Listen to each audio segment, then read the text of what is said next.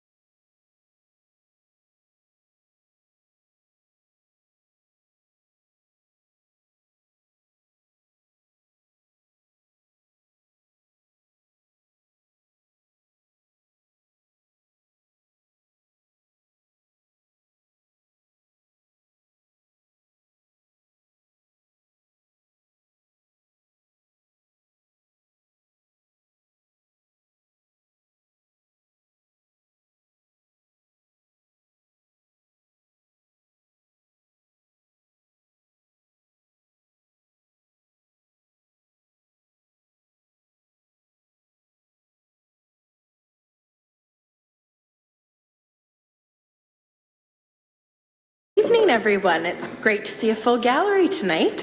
Thank you for joining us. I'd be looking for a motion to reconvene an open session, moved by Councillor Dunstall, seconded by Councillor Martin, and that is at 7:02 p.m. All those in favor? And that's carried unanimously. I will turn it over to Councillor Cressman for our territorial land acknowledgement, please. Some of us have gathered in Wilmot Township on the traditional territory of the Neutral, Anishinaabe, and Haudenosaunee and Mississauga peoples. We also want to acknowledge the importance of the Dish with One Spoon Covenant, a peace agreement made between the Indigenous nations before the Europeans arrived. It characterizes our collective responsibility to each other and Mother Earth. We should only take what we need, leave enough for others, and keep the dish clean. By acknowledging this covenant and the First Nations, Métis, and Inuit peoples, we are reminded of our important connection to this land where we live, learn, and work together as a community. Thank you very much. We do have a few additions to the agenda, including a few additional delegations and correspondence to council, as well as a few closed items and some specific interest delegations, and bylaw. I would be looking for those additions to the agenda and the agenda to be adopted as presented. Moved by Councillor Martin, seconded by Councillor Sadhu. All those in favor? And that carries unanimously. On to, are there any disclosures of pecuniary interest this evening? I do have one for myself. It's on item 14.5. I'm declaring a conflict as I live on that street and many of the impacted residents I've known for multiple years, so it's a perceived conflict. When that time comes, Councillor Martin will be chairing that portion of the meeting. We do have our minutes from our previous meeting, and that includes the updated minutes upon request from the January 29th and February 9th meetings, and then the regular council meeting of February 23rd, and committee of the whole of March 2nd to be adopted. To get this on the floor, first, may I have a mover and a seconder? Moved by Councillor Sadhu, seconded by Councillor Dunstall. I believe Councillor Martin has some questions or comment. Through you, Mayor Salonen, I would like to put forward a motion that we remove Mr. Wolf's delegation notes as part of our minutes. I don't think it's a good precedent to have, and so I would move that we take that away. Thank you. And just for clarification, those were the specific notes you're talking about were after the fact that he tried to get added and were not actually a part of the meeting that evening? I'm just looking for clarification to know what we're removing. And it's on the January 29th meeting. Yeah, sorry. I'm just pulling up because I use the HTML agenda. I was just pulling it up. So yes, what I would ask is we have the minutes. And I'm just asking to remove Mr. Wolf's January 29th. Specifically, that's the one I have more concerns about, but then I would, in general, I would ask to remove Mr. Wolf's February 9th as well. Okay, so that's an amendment. Is there a seconder for that? Seconded by Councillor Dunstall. Any comments or questions before we vote on that? Councillor Wilkinson. Thank you. Through the chair. Am I coming through loud and clear? Yes, you are. Excellent. I would not be in favor of this because, in essence, the reason that he was asking to have these minutes added or his correspondence added back was because our clerk's department did not include those delegation notes when he initially presented them. Normal practice would be for those to appear in the meeting minutes or the meeting notes when you click in online. So simply correcting the mistake of having them available as would normally happen in other meetings. So I don't necessarily think it's an addition that would be detrimental in any way, rather just making it part of the public record like we would any sort of correspondence in other meetings. Okay, Councillor Dunstall. Thank you, through Mayor. I'm not sure, is it common practice for the delegations to be in our minutes? Is that common practice? I would defer to the clerk on this. Through the mayor to council, correspondence submitted as part of a delegation request received up to the start of the meeting are included on the agenda package. Thank you. Any other questions or comments? Okay, seeing none, all those in, oh, sorry, was that for comment there you were going? No, okay. All those in favor? All those opposed? And sorry, Councillor Cressman, I couldn't see how you voted. Was that opposed? Yes. Okay, so that is defeated then. So we have the motion as it currently stands to accept the minutes as they were presented on the agenda. Councillor Dunstall? I am sorry, Mayor, but I did not raise my hand. I'm sorry, Councillor.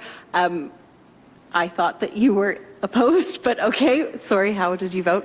I will vote to keep them out of the Okay. record.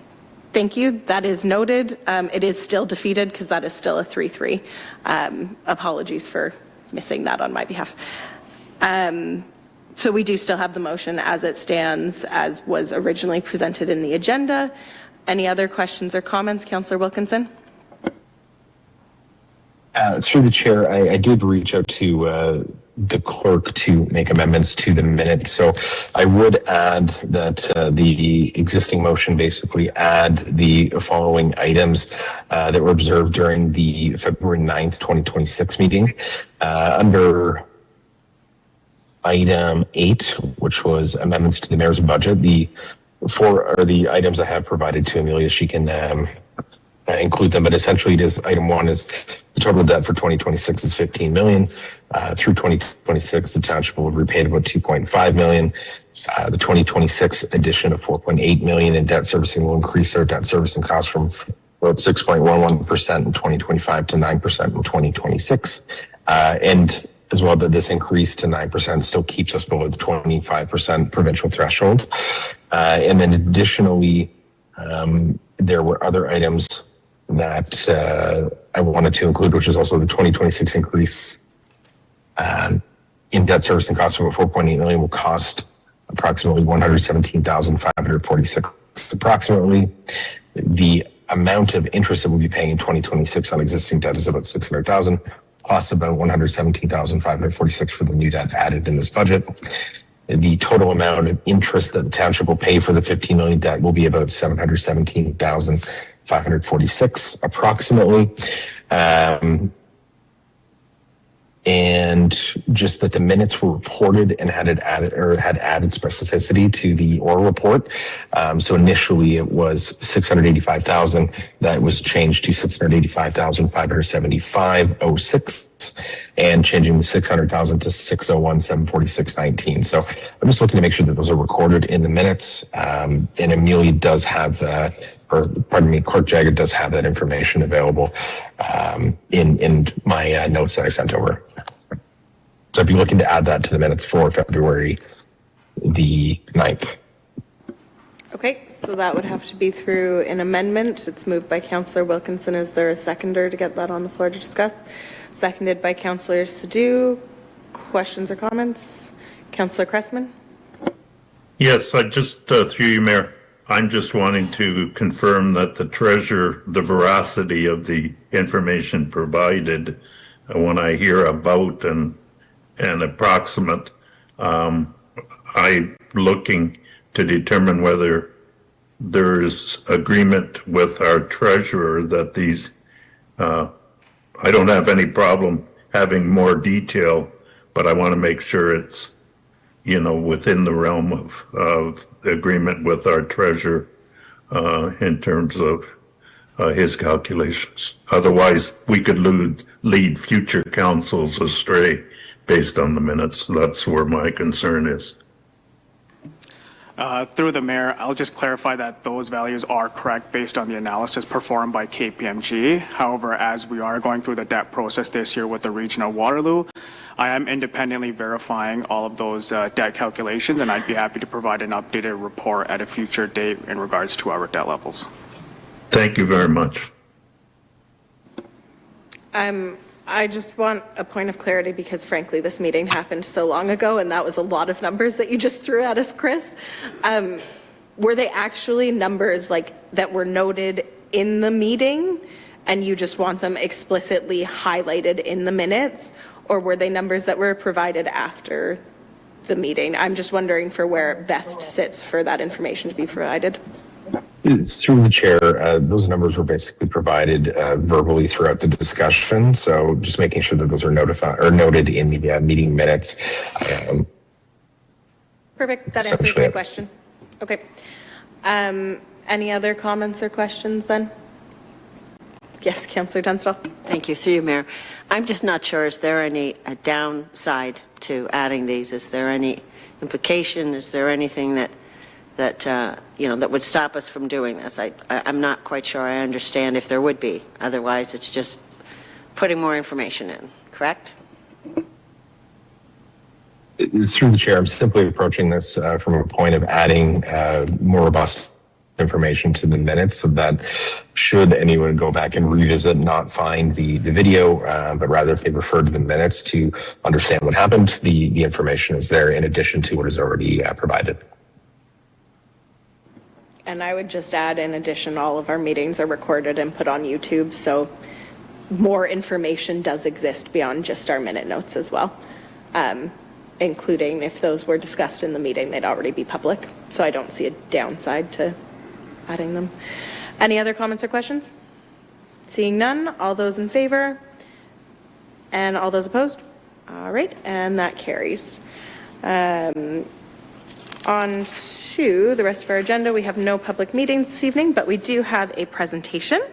I will turn it over to Director Martin to introduce our draft official plan direction, which is growth targets and intensification presentation.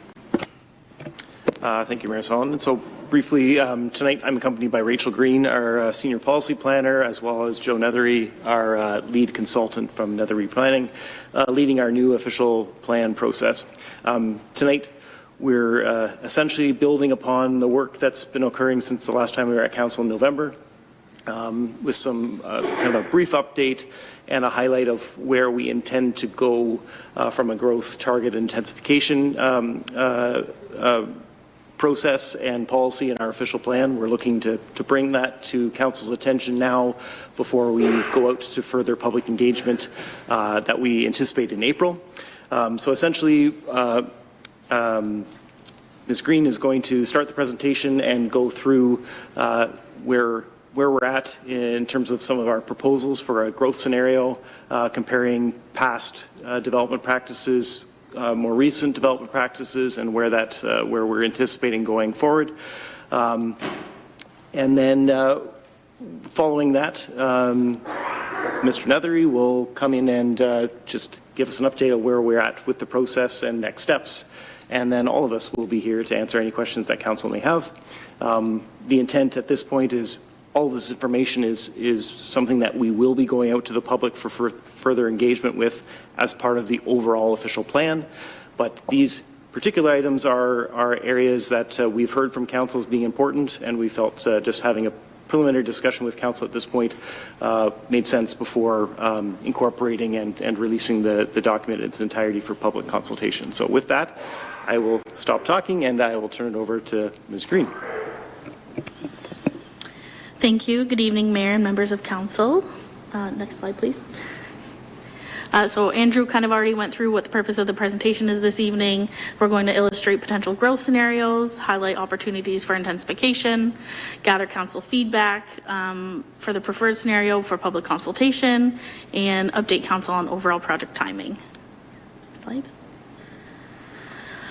So as a refresher, this is why Wilmot needs a new official plan. So first, our current official plan was approved in 2019 and is in need of modernization. Second, there have been significant legislative changes since that time. As of 2025, the region no longer has planning authority, and it's now the township's responsibility to implement both the region and the township's official plan, creating duplication. As well, in 2024, a new provincial planning statement was passed by the province, and the plan now needs to come into alignment with the new policy directions. And lastly, the plan needs to reflect current growth projections so the township can manage future growth in a sustainable and coordinated manner. Next slide, please. So this project has been divided into 4 phases, and we're currently in phase 3, where we've taken the feedback received in phases 1 and 2 to help inform and shape the draft policies and mapping. So these drafts will go out for additional consultation this spring before we bring a final version back to council for adoption. Next slide, please. So as presented in the fall, our background housing study provided 3 population projections. The black line represents our historical growth and current population of almost 23,000. Scenario 1 in the green uses 2002 to 2007 growth rates, and using those we would reach around 40,000 people, roughly 17,000 additional people. Scenario 2 in the red represents the growth share, which is if we were to maintain a constant fraction of the region's total population growth, and that would add about 9,000 people, reaching roughly a total population of 32,000. And then the third scenario in the blue is the using 2014 to 2024 growth rates during a period with land constraints. The growth would be minimal with only about 2,500 additional residents. Next slide. So one of the key constraints shaping our growth planning is wastewater treatment capacity. Our primary objective is to plan for growth while maximizing the existing remaining capacity without additional land needs. So over the horizon of the plan, there may be system improvements as the township is initiating I&I reduction work and exploring alternative servicing options with nearby rural municipalities. However, the current number based on our current background studies is roughly 11,000 people worth of remaining wastewater capacity. So this aligns most closely with the population share scenario, which would mean planning for a population of around 11,000 people. Next slide, please. So how will we grow? Most of our growth will come from new neighborhoods where we will determine the appropriate density. Density is calculated using people and jobs per hectare based on the number of residents per housing unit and employment, which accounts for home-based businesses, traditional employment, etc. And we'll also grow through intensification. So a portion of new housing will come from new infill development in existing urban areas. This will be through additional dwelling units and infill development and makes efficient use of our existing infrastructure. Next slide. So in planning how we will grow for the future, we begin by looking closely at both past and current development trends. First, we review neighborhoods built in the early to mid 2000s to understand their typical densities and built forms. We then examine more recent subdivision approvals to see how today's development patterns compare. And from there, we assess whether our existing land supply can support these development scenarios. And this exercise included accounting for servicing capacity, applying an assumed intensification rate, and ensuring that commercial land needs were also incorporated into our overall land calculations. Next slide, please. So for each scenario we evaluated, we used the same key assumptions.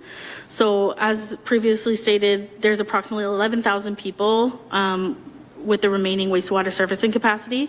But when we look at our previously or recently approved and in current applications under review, that roughly accounts for 5,000 people. So that means we can accommodate an additional 5,000 people in new neighborhoods, and we evaluated 3 different density scenarios to understand how that growth could be distributed. And these numbers also assume that 1,000 people, or about 20% of the total growth, would be absorbed through infill and intensification. Next slide, please. So first we're going to look at the areas in orange on the map, which represents a sample set of the early to mid 2000s neighborhoods. Next slide, please. So these developments include the original Activa subdivision, Baden West, Mac, and Captain McCallum. These densities range from 28 to 45 people per hectare, and in all cases, single detached homes are the dominant building form, with only a small proportion of semis and towns included. Next slide. And now we'll take a closer look at the draft approved and current applications, which are shown in yellow. And these developments include Wilmot Woods, Cache, 1012 Snyder's Road, and Activa North. and their densities range from 44 to 52 people per hectare. And so as you can see, the townhouse proportion is increased significantly from the past developments, although single detached dwellings continue to make up the majority of the units. And lastly, we'll shift our focus to the new neighborhoods shown in green, which were added to the urban boundary through ROPA 6 and ultimately Bill 162. And we'll walk through different development scenarios that could unfold on these lands over the next 25 years. So in development scenario 1, we examined what growth would look like if we built similar to the early to mid 2000s with neighborhoods primarily composed of single detached dwellings at a density of 27 people per hectare, assuming a 20% intensification rate. To accommodate the 5,000 people that would be left over in the wastewater capacity, we would need 46 additional hectares of land. So that means in this scenario, our existing urban boundary would not provide enough land, and we would need to expand the boundary to support this form of growth. Next slide, please. In the second scenario, we looked at building new neighborhoods at the current development trend densities, where a higher share of multi-unit residential forms such as towns. So this would be around 52.5 people per hectare, and this is still assuming 20% intensification. In this scenario, we'd have a surplus of nearly 40 hectares of land. So in other words, we'd have more land than we could service. And given the capacity limits of wastewater treatment plant, some of this land would remain undevelopable until additional serving capacity became available. And in the third scenario is the approach that staff and our consultants are recommending for the official plan. This scenario uses a density target of 43 people per hectare or 45 people and jobs per hectare, still assuming a 20% intensification rate. This would ultimately still have a surplus of 19 hectares of land. However, this is half of the surplus generated from the previous scenario and does not require any additional land to bring into the urban boundary. So this scenario continues to implement the region's policy of 30% of new units being housing forms other than singles and semis, ensuring a balanced mix of built forms in new neighborhoods. As a target, this doesn't mean that every application will be 45 people and jobs per hectare. Some may have higher densities and others lower. The goal is that overall these areas balance out across the remaining available land. The scenario also maintains flexibility so that any future gains, such as I&I reductions or technological improvements to the wastewater system, can be realized within that 25-year planning horizon. So next we're going to look at where higher densities and greater building heights would be encouraged. The plan proposes that 1 to 3 story development be permitted throughout the township, providing flexibility for low growth in all areas. 4 to 6 story buildings would be directed to strategic growth areas and other locations where the scale of development is considered suitable. These areas also provide opportunities for mixed use development, supporting both residential and commercial uses in walkable compact forms. And any proposals for buildings 7 stories or higher would require an official plan amendment, allowing council to consider these on a case-by-case basis. So the strategic growth areas are shown in pink on the map. These areas were identified based on their proximity to Baden and New Hamburg urban centers, as well as their potential to support mixed-use development. And the underlying land use designations would continue to apply. And any building heights of 4 to 6 stories may be suitable in these locations. That doesn't mean every development in these locations would accommodate that. We need to make sure that sites can adequately accommodate a mid-rise building with the required parking, landscaping, amenity areas, and other supporting elements. So we can take a closer look at some of these areas. The first is the Baden Mill District and the Schmidt Estate lands. This general area was already identified as an urban growth center in the existing official plan, and it's been extended logically to include adjacent lands that are now proposed within, or that were brought into the urban boundary. Next slide. The second area is located where Baden and New Hamburg meet at the intersection of Nafzinger and Snyder's Road, forming part of the new community areas. And so it's hard to tell, but the Cache subdivision is underlaid here, and the mixed-use block within that subdivision is included within the strategic growth area. The next area proposed is Waterloo Street Corridor in New Hamburg. Over time, this corridor has the potential to support infill and gentle intensification, making it a suitable location for modest height increases while still maintaining compatibility with the surrounding neighborhood. And lastly, is downtown New Hamburg, specifically 148 and 166 Peel Street. This site specifically is outside of the special floodplain policy area, which means redevelopment may be more feasible, as it's currently an underutilized property with strong potential for redevelopment or adaptive reuse, contributing to the ongoing revitalization of the downtown core. So now I will hand it over to Joe Nethery from Nethery Planning.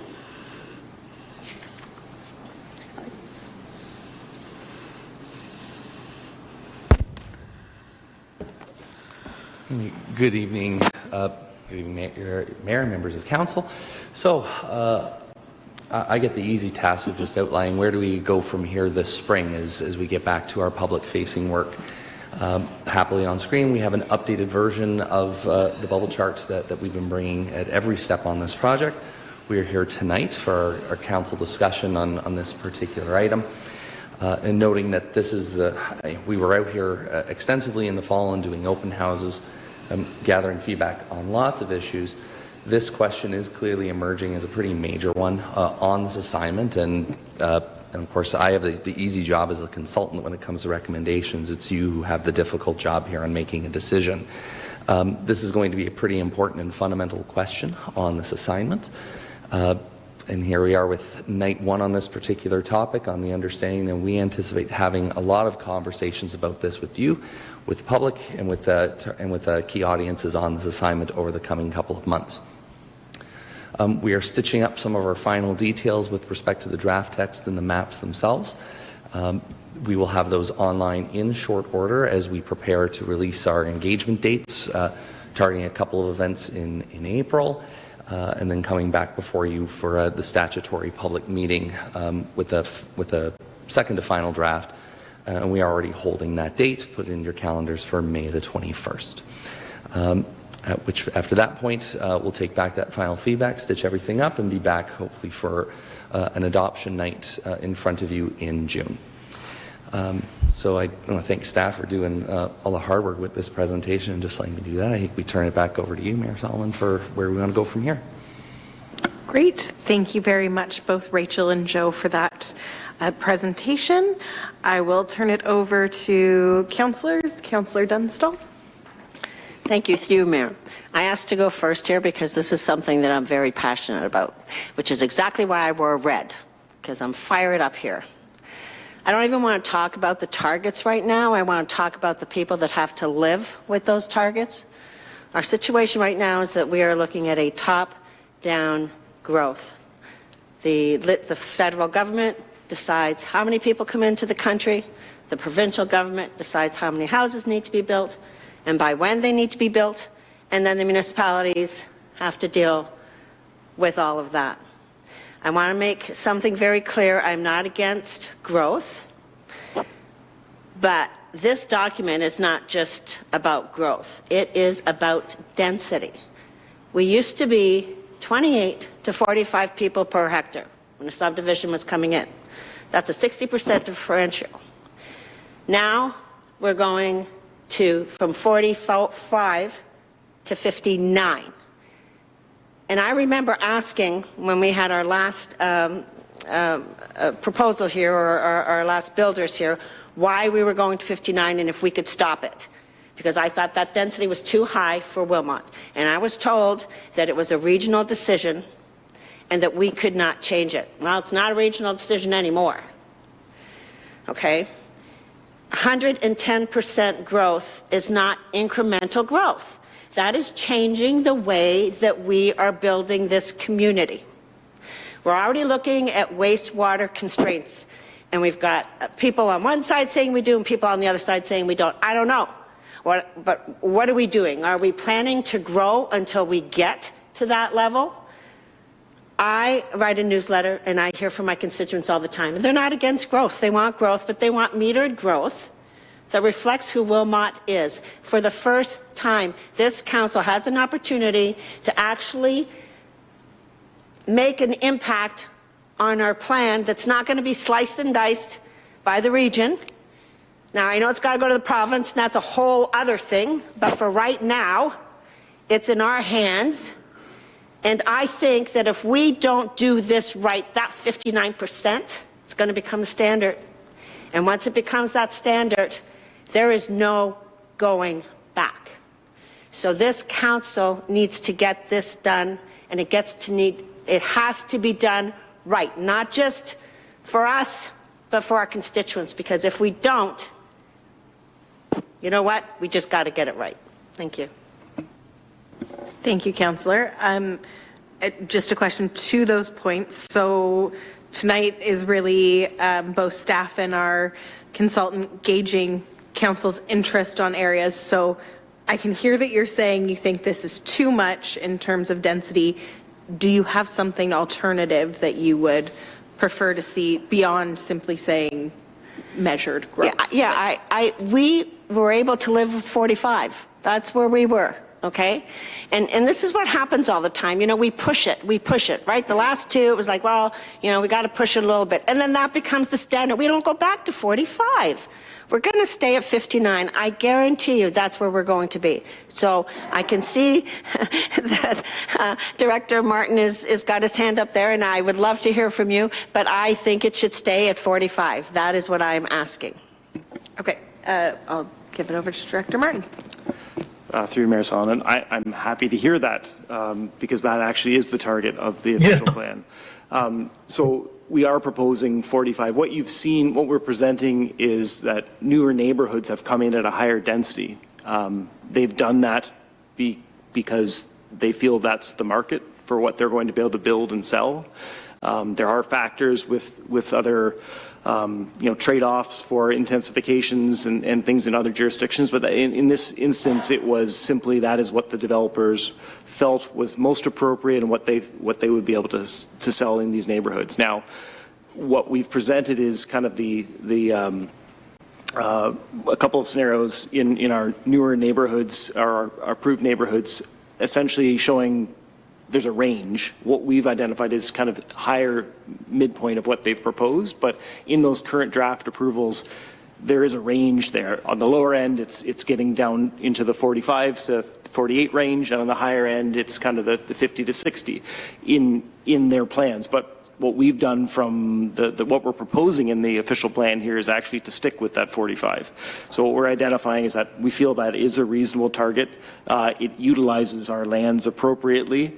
That's not to say a developer doesn't come in and propose a higher density, and council has to consider that. But they also have to consider, the outcome of the decision. So if a developer is proposing a density of 50 jobs per hectare, people and jobs per hectare, and council is not okay with that, there's appeal mechanisms, right, that those developers have. And what's the outcome of those appeals at the Ontario Land Tribunal? What's the reason for not approving that? From a planning perspective, we have the opportunity to look at that, ensure that they're adequately addressing, traffic, parking, amenities, and things of those nature. And sometimes those densities can function quite well from a planning perspective. I know there's differing opinions on that. But what we have done here is proposed a target that is pretty much in line with what we previously had in our official plan. We did a number of areas of justification to come to that number. So we did evaluate lower and higher, and based on our background needs studies, really ultimately determined that 45 really is where it makes sense to land on it. So we aren't proposing to increase that, but I want to emphasize that that doesn't prevent a developer from coming in with an application at a higher density. Councillor Dunsdale. Thank you. Thank you. We did approve the 59. At that point, we didn't have an option. That's correct? We do now, right? Because I was told then, too bad, too sad, it's going through, right? I'm asking you. Through Mayor Solomon, I don't know that I would use that language. Certainly, wouldn't. I think when you weigh the merits of the application process, who the approval authority was at the time, so the region was the approval authority. Perfect. So there's ultimately council gives recommendations on those applications. Now they are the approval authority. But ultimately, in both scenarios, if the densities were to change, the developer whether it was the region as the approval authority or the township as the approval authority, there is still appeal mechanisms to the Ontario Land Tribunal. Perfect, thank you. Any other councillor questions? And if we could just have the slide taken off so I can see those who are joining us virtually if they have questions or comments. I'm not. Okay, Councillor Cressman? Yes, through you, Mayor. I think we have to strike a balance between densities that use excessive amounts of farmland and as well have livable villages and strike that balance. And that's why when I read this report and talked to Director Martin earlier today, I was encouraged to see that the 45 was the number. And yes, developers have to respond to the market and determine what is selling, and building something that isn't in demand is a precarious business to be in. And so you have to gauge what is the market requiring, and pockets aren't as deep as they once were. Interest rates are higher. Those of us that thought interest would drop this year are having a bit of a rude awakening, realizing that the mortgages that we have to renew this year are going to be at a higher rate than what we thought we were going to when we renewed one-year fixed mortgages. So I think as we look at this, I thought it was a good compromise. I'm all for preserving farmland, and it looks at striking that balance, and as such, I think it makes sense, and I see it as something that I'm looking for comments from the wider community as we move forward. Thank you, Councillor. Any other comments or questions? Councillor Stu? Thank you. Just a quick comment. I sense the frustration from Councillor Dunstall, and I don't necessarily disagree. There's a reason people move to rural townships, because they want the space. They don't want people on top of each other. To Councillor Cressman's point, I think it is about striking a certain balance. Seeing the higher density on the main roads, on the regional roads of Schneider's or Waterloo, I think is a responsible way to go about it. And also, to Councillor Dunstall's point, ultimately we do have to push back on developers. I don't sympathize with them. They make lots of money. Let's be honest. There's a reason they want higher intensification, because it is the almighty dollar that they are after. They're not doing it out of the kindness of their own hearts. But when I was reading this report, like Councillor Cressman had stated, I find this as striking somewhat of a balance. There's never going to be a perfect balance. However, seeing as though it is a case-by-case basis and it's not a one-size-fits-all, I am also encouraged to hear more from the community and what they have to say about it. I know in the next couple of weeks or so it's going to be going out for public open houses, and I look forward to hearing from what the residents say. But it's not a one-size-fits-all. It's not an easy solution, but I think we're headed in the right direction. Any other questions or comments, councillors? I do have a few.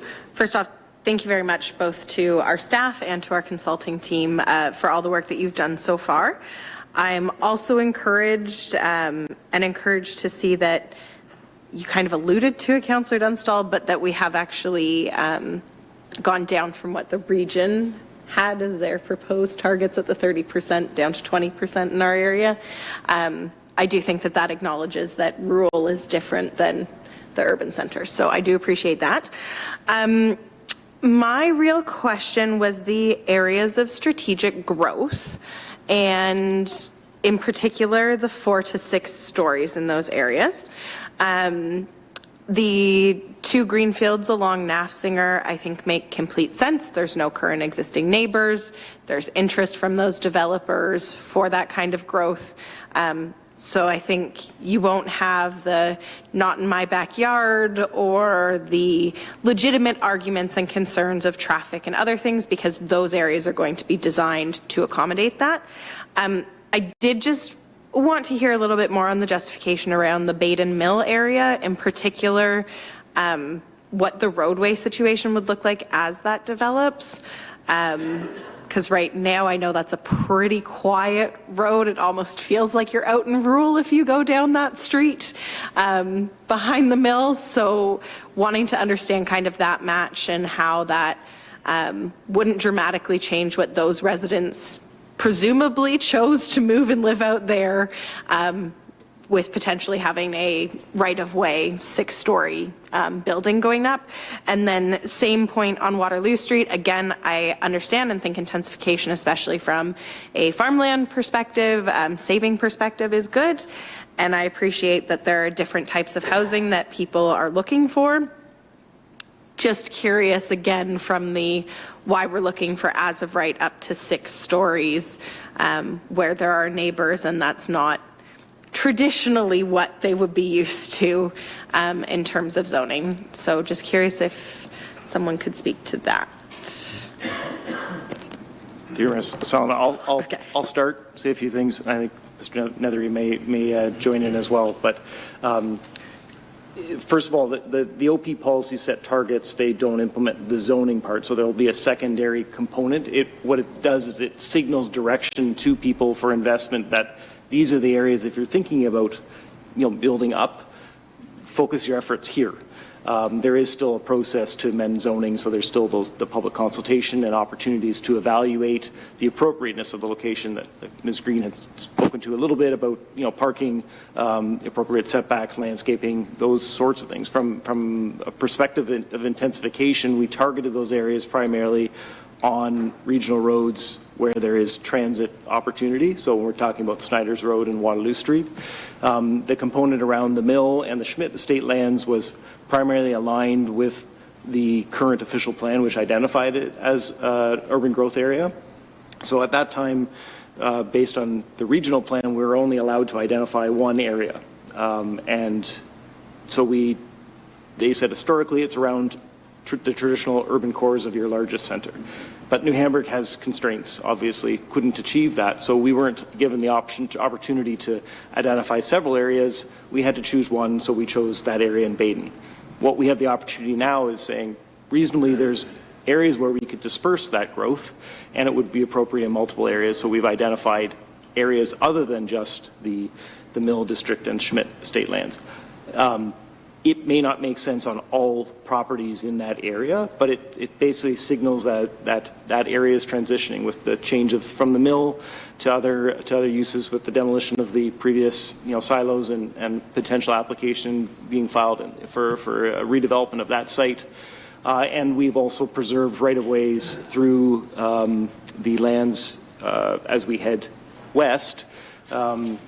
Through the Schmidt estate has donated lands for future roadway right-of-ways to accommodate that, and ultimately at some point, in the fullness of time, you'd see connections to both Gingrich Road and to Nafziger Road, so it wouldn't all be funneled through one area.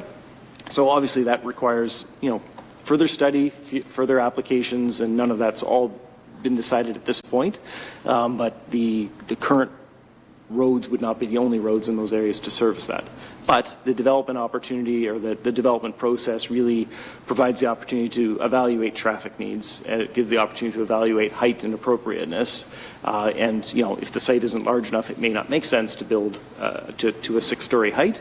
But in that general area, from a staff perspective, we feel it is an appropriate area to target those sorts of uses, and that the development process then gives the opportunity to evaluate its appropriateness on its site-specific basis.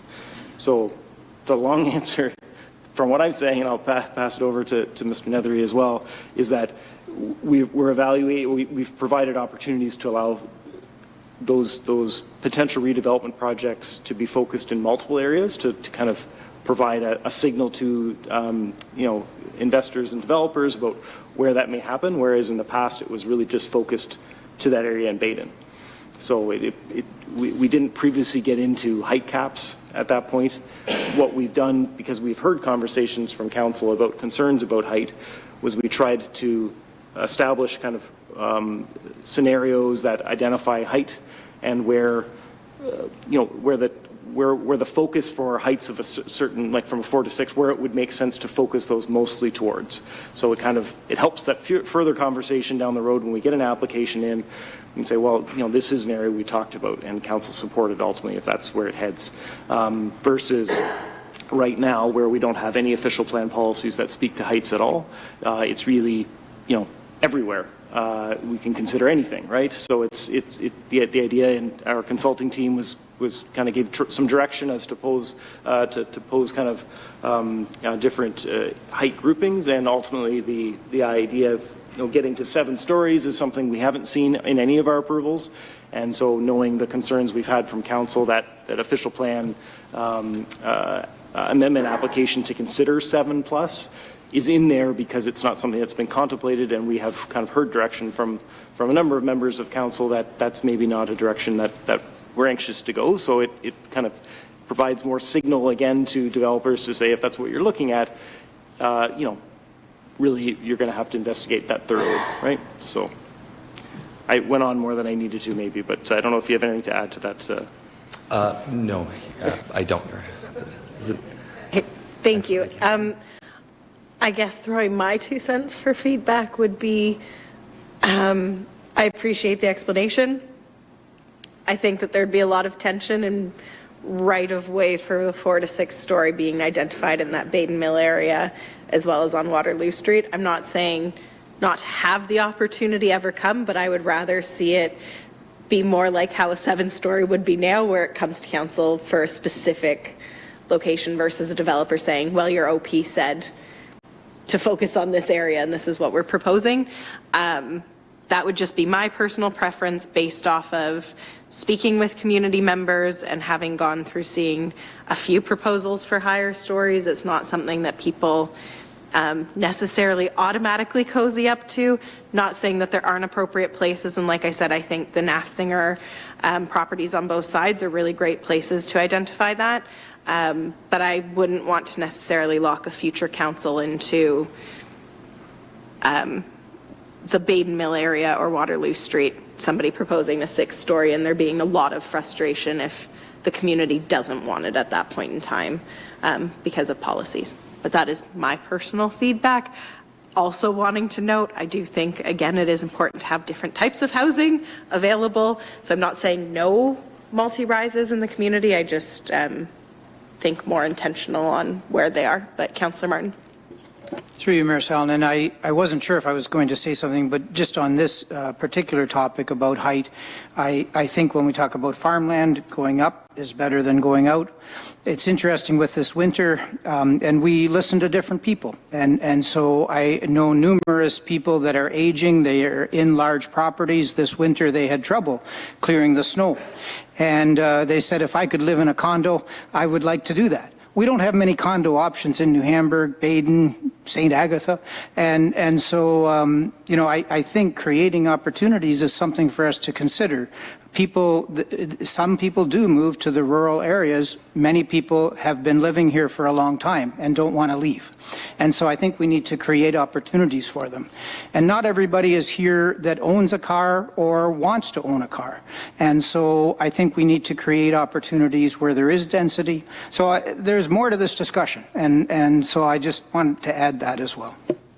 And if Councillor Dunstall wants to say more, like, we can fight about it, but you spoke for a long time, and so I wanted to say this is important too. Absolutely. We'll go to Councillor Wilkinson first.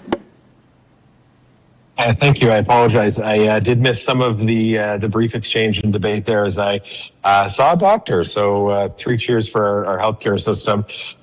With that said, I mean, reviewing this report and hearing the presentation, I think there's a few things that stand out to me, and certainly, keeping that density target for new neighborhoods somewhat lower, around the 20% mark would be favorable, in my opinion. I mean, we do need a mix of housing. However, I think the desire here is that we still want to maintain that small town feel. And that would further build on Mayor Sallin and what you were saying regarding the 4 to 6 story locations. I mean, I think we need to be very strategic and deliberate about that.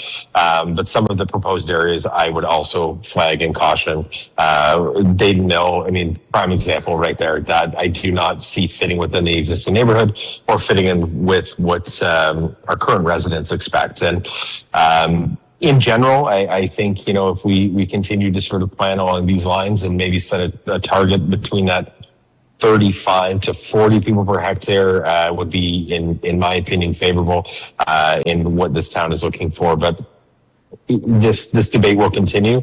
I just don't want to see any major, overwhelming, high-density building taking place in Bay New Hampshire. We, in the surrounding areas and the rural areas, we are a small rural township, and I know we want to maintain that feel. So it's just about making sure we're deliberate and building the right things in the right places, but let's not go too crazy. That would be all I'd have to say as we continue down this path. Councillor Dunstall?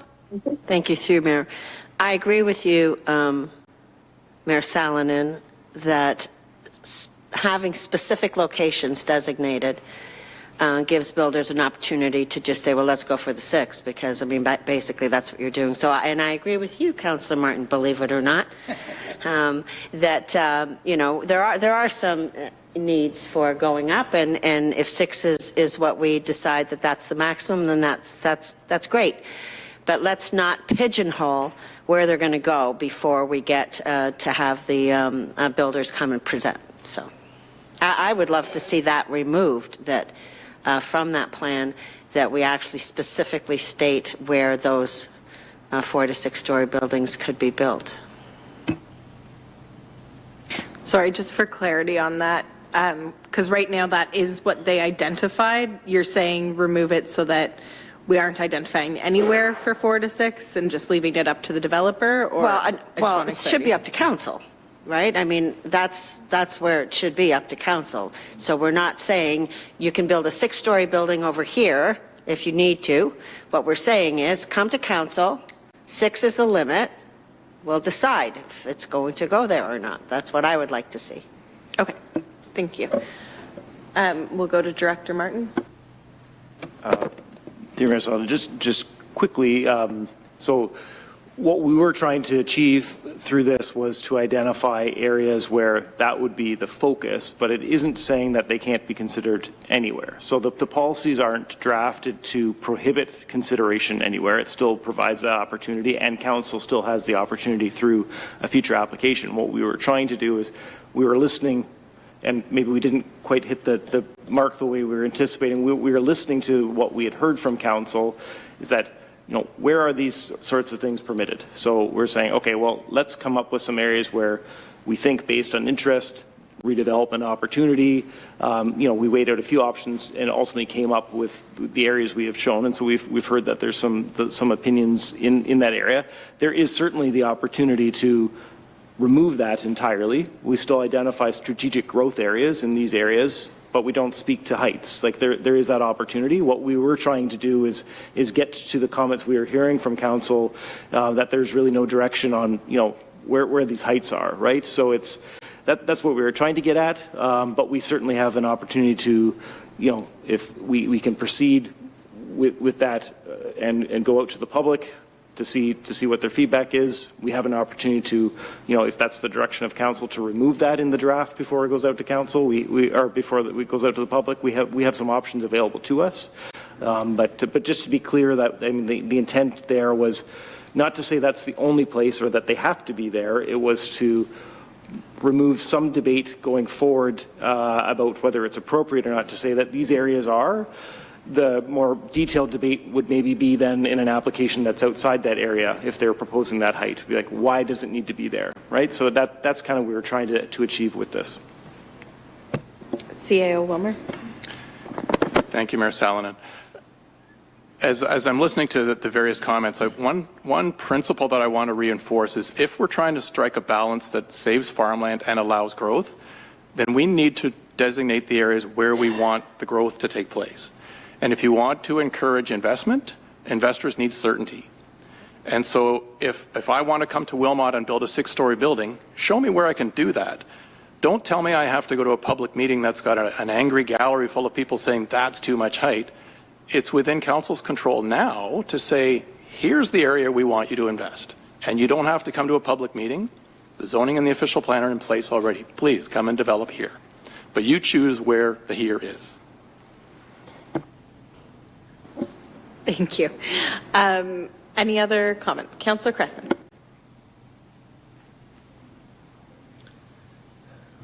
Who tells me he's muted?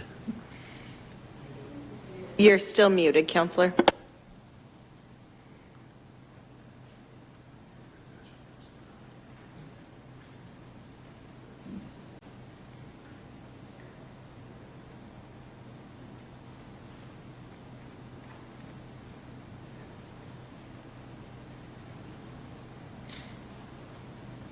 Clicking on the wrong spot. We can hear you now. Yes. So I guess to build on the point that CAO Wilmer made, and as well Councillor Martin, I think what we're looking at is, and we've talked about, what about the first floor having some commercial application on some of these taller buildings? As people age, the addition of an elevator makes sense for elderly people, and the ability to get some of their daily needs and supplies at a ground floor quickie mart or whatever you want to call it. I think these are opportunities that I don't see a lot around the township, and I see those as appealing alternatives as we go forward to get some of that mid-type of housing that I think as seniors age, as people age, myself included, would look at some of these opportunities as being a welcome addition to the township. And you still want to live in an area that you know people, that your different social circles have been established over the years. You don't want to be forced to go into Kitchener or Waterloo. You want to take advantage of some of those opportunities. And I think you spoke at one point, Mayor, about the importance of people with disabilities having the opportunity to go into some of these multi-story buildings and having the opportunity of some of the floors being specifically designed for that.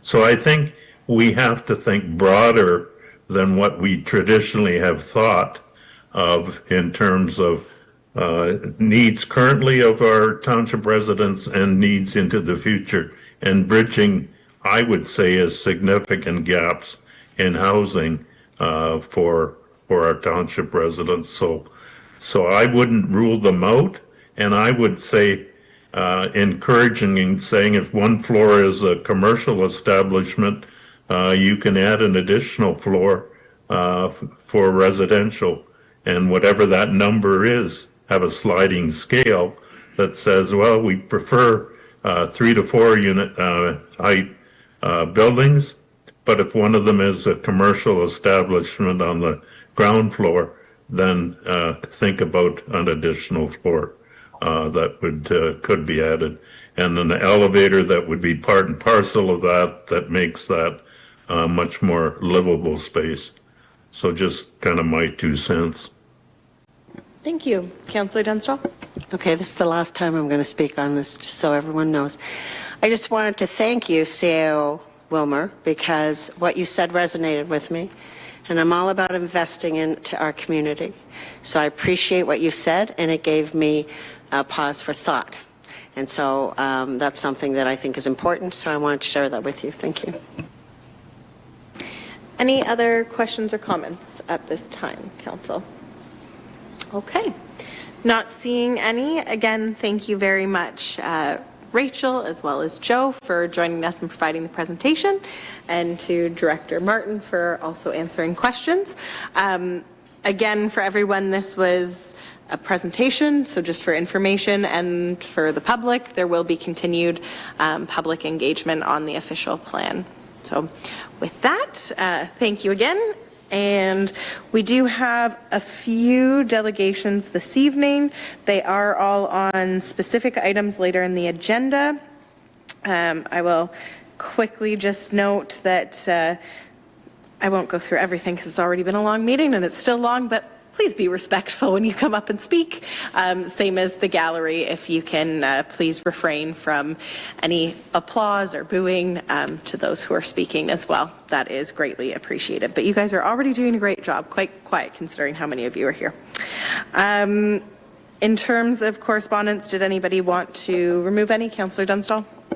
Yes, thank you, through Mayor. I want to remove 12.3, Citizens for Safe Groundwater Letter to Council. You may speak to that. Thank you. This is obviously a very important issue, and it's an issue that I hear from my constituents all the time. When we entered, we had talked about this gentleman's agreement, and I know that that terminology is old terminology, but my understanding of a gentleman's agreement has always been that I'm giving you my word, you trust me, and I'm going to trust you. And we have recently found out that that's not necessarily the case, that the region has been taking water without permission, without asking. And I understand that the gentleman's agreement was not a policy or a bylaw or anything that was binding, but it was something that we trusted the region was going to keep their word. And at this point right now, they haven't. And that makes me very anxious. And Mayor, I know that you fight for us at all of those meetings. I see you.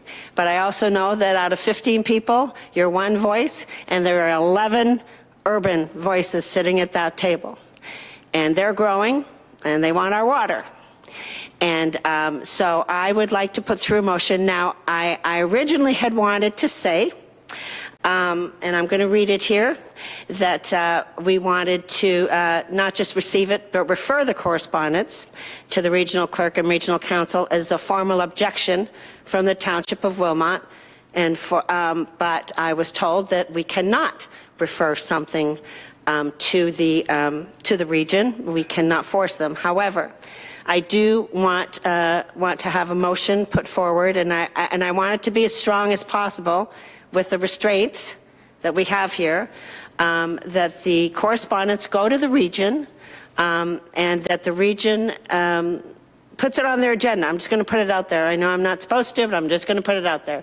Going to put it on their agenda so that our people can address, there's new information out there.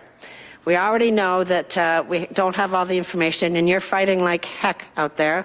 So I just think that this council should stand up with you and say, yeah, you know what? You didn't keep your word, so now we're on guard. So, you know, we want to make sure that we have more insight into what's happening. And I don't know what the wording is going to be on that. And clerk, I depend on you for your wisdom to give me guidance. But I'd like to hear my other councillors on this too, please. Okay, I will give the clerk a minute, I believe, while she gets some wording there for you. Councillor Sadhu on this item.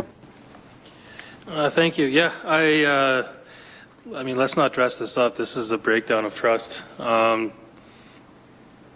it surprise me? No, not necessarily. I mean, yes, the region, the provinces have jurisdiction over the water, but having jurisdiction over it doesn't mean secrecy. Our residents expect us to know what's going on in our backyards, and right now we've been put in a position by the region that we don't know what's going on. The fact that since 2019 they've increased capacity and started taking more water without our knowledge, that's just not acceptable. So I'm on board with Councillor Dunstall. We need to send a strong message to the region that we're just not going to lay over and take it.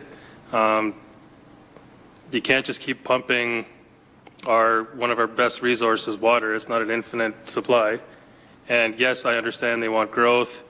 That's fine, no one's arguing that, but you don't go back on your word, and it's going to take a lot for me personally to regain the region's trust after this. Councillor Martin. Through you, Mayor Salen, and I would certainly support, I'm not sure what the wording is going to be yet, but we could simply put forward the letter from Citizens for Safe Groundwater, or I'd be in favor of something that might be broader, saying that Wilmot Township, the Council of Wilmot Township has concerns, and we would like the region to listen to our concerns, and we feel like we need to protect our water. Something along that line, I don't know. Okay, Councillor Wilkinson? Through the chair, I completely agree with everything that my colleagues have said here. I think at the end of the day, you know, we had an agreement that was supposed to be in place and respected. We tried to be good neighbors roughly a month or two ago and say, you know what, for the sake of assisting, we could maybe suspend this for a year or so. However, I mean, with the new details that have come to light, and I'm hearing from some of the residents in my ward that are even further outside of the Shingletown and Manheim area, where they're seeing some wells collapsing and having to potentially dig deeper. So, you know, the long-term effects of this could be devastating to our citizens and the folks that rely on those wells or the aquifer for the drinking water. So I would be in agreement, you know, maybe refers the wrong word to send this letter, but essentially I would suggest that we forward this to them and add our comments that as a council and as citizens that are fighting for the folks that live in Wilmot, you know, this cannot continue. We need to have respect here, and we need to make sure that their wells are not affected just for the sake of potentially encouraging more growth in the short term. So, while we want to help and support, we need to make sure that we're not hurting our citizens directly at this time. So I'm in favor of what we're discussing here. Councillor Cressman, I saw you came off mute. Did you want to add to the conversation? Well, I think my fellow councillors have spoken, and I certainly as well have received at least 3 calls this last couple days. Some residents have drilled new wells out of their own pocket. I think what really concerns me is we have monitoring wells scattered across our township, and that information is not shared with us. And so we're operating blind in terms of the impact of the pumping, in terms of water taken out of our township, for the needs of the greater region. So I think I would strongly suggest that monitoring well information is public knowledge that should be supplied to this township on a continuing basis so we can assess the impact as well. And if we need interpretation of that impact, that we can seek hydrogeologists that would supply that. But I just find they've got that information and we have been blocked from seeing it. And so I really object to that, because that's the smoking gun that is going to be the definitive proof that wells have been impacted and there is liability here on the region's behalf. Thank you, Councillor. I will just add in a few things. Just in terms of terminology, I know the phrase agreement has been thrown around a lot. I have yet to see an actual agreement. However, there is actually a Region of Waterloo motion that was passed that still stands. Because it has never been reconsidered. It was amended, but it still stands from 1980, and then it was amended in 1984. And that does have a cap on how much water the region is allowed to pump out of Wilmot. That has been violated. That was unfortunately made clear through further questioning, in addition to the motion I brought forward in spirit of what this council had asked. And that motion still has yet to be passed. It's been deferred again to Wednesday's meeting. I can't predict the outcome, but I'm pretty confident it's going to be deferred again because staff have not, regional staff, this is to be clear, have not provided the aquifer information yet. And a lot of us, myself included, want to understand the health of the aquifer before making long-term implications to our water resources, especially in light of further information that has anecdotally been provided by residents, tied to the fact that a lot since 2019 has happened to a lot of wells in that area, which is conveniently when staff started pumping this water out and using it in their systems. So just in terms of from the regional perspective, I'm definitely in support of whatever you want to provide, because that helps me with my other, to your point, 15 votes around the table. Same to residents who are interested in this issue. I know that you guys are already advocating very heavily, but again, if you have had well interference or believed well interference from the region, please do report it to the region. It's through calling their direct regional helpline is the first step into reporting. Sorry that it's not an easier process. That is the one that currently exists, though. And please do continue to reach out to regional council and come delegate at regional council. In terms of language, though, for right now, because I appreciate we're veering off of Wilmot specific, what is in our authority and jurisdiction, I would just look to the clerk if she has her wording there. But no, this is absolutely something that matters. The other thing I'd also note, it's not necessarily a Wilmot versus the region thing. One, water take permits are with the province. So there's that. But two, we do also belong to the region, so the region should have everybody's best interests in mind, which includes the impacted residents around these wells and not just the areas that they want to grow. And water is a finite resource, as we know. But I would look to the clerk for language on what Councillor Dunstall wanted to propose. Through you, Mayor, to Council, I first just want to make note and remind Council of a motion that was passed at the February 9th special Council meeting in regards to expressing concerns, and that motion was shared with Regional Council, so I just thought maybe there'd be a tie-in with that. So in regards to what Councillor Dunstall is looking for, that Council first received this correspondence, Citizens for Safe Groundwater, item 12.3, and that Council requests that the region consider the correspondence and the Township's concerns as previously recorded in Township Resolution number 2026-27, and that this resolution, together with the correspondence, be sent to the attention of Regional Council for inclusion on a Regional Council agenda. Thank you. Can we also add the language that Councillor Cressman had asked that we get the information that we are currently not getting, and that it's made public? And I don't remember your wording, Councillor Cressman, but I think that that's very important. The more information our public has, the more information we have, the more transparency that we build in, hopefully we can avoid any further instances of information being held from us.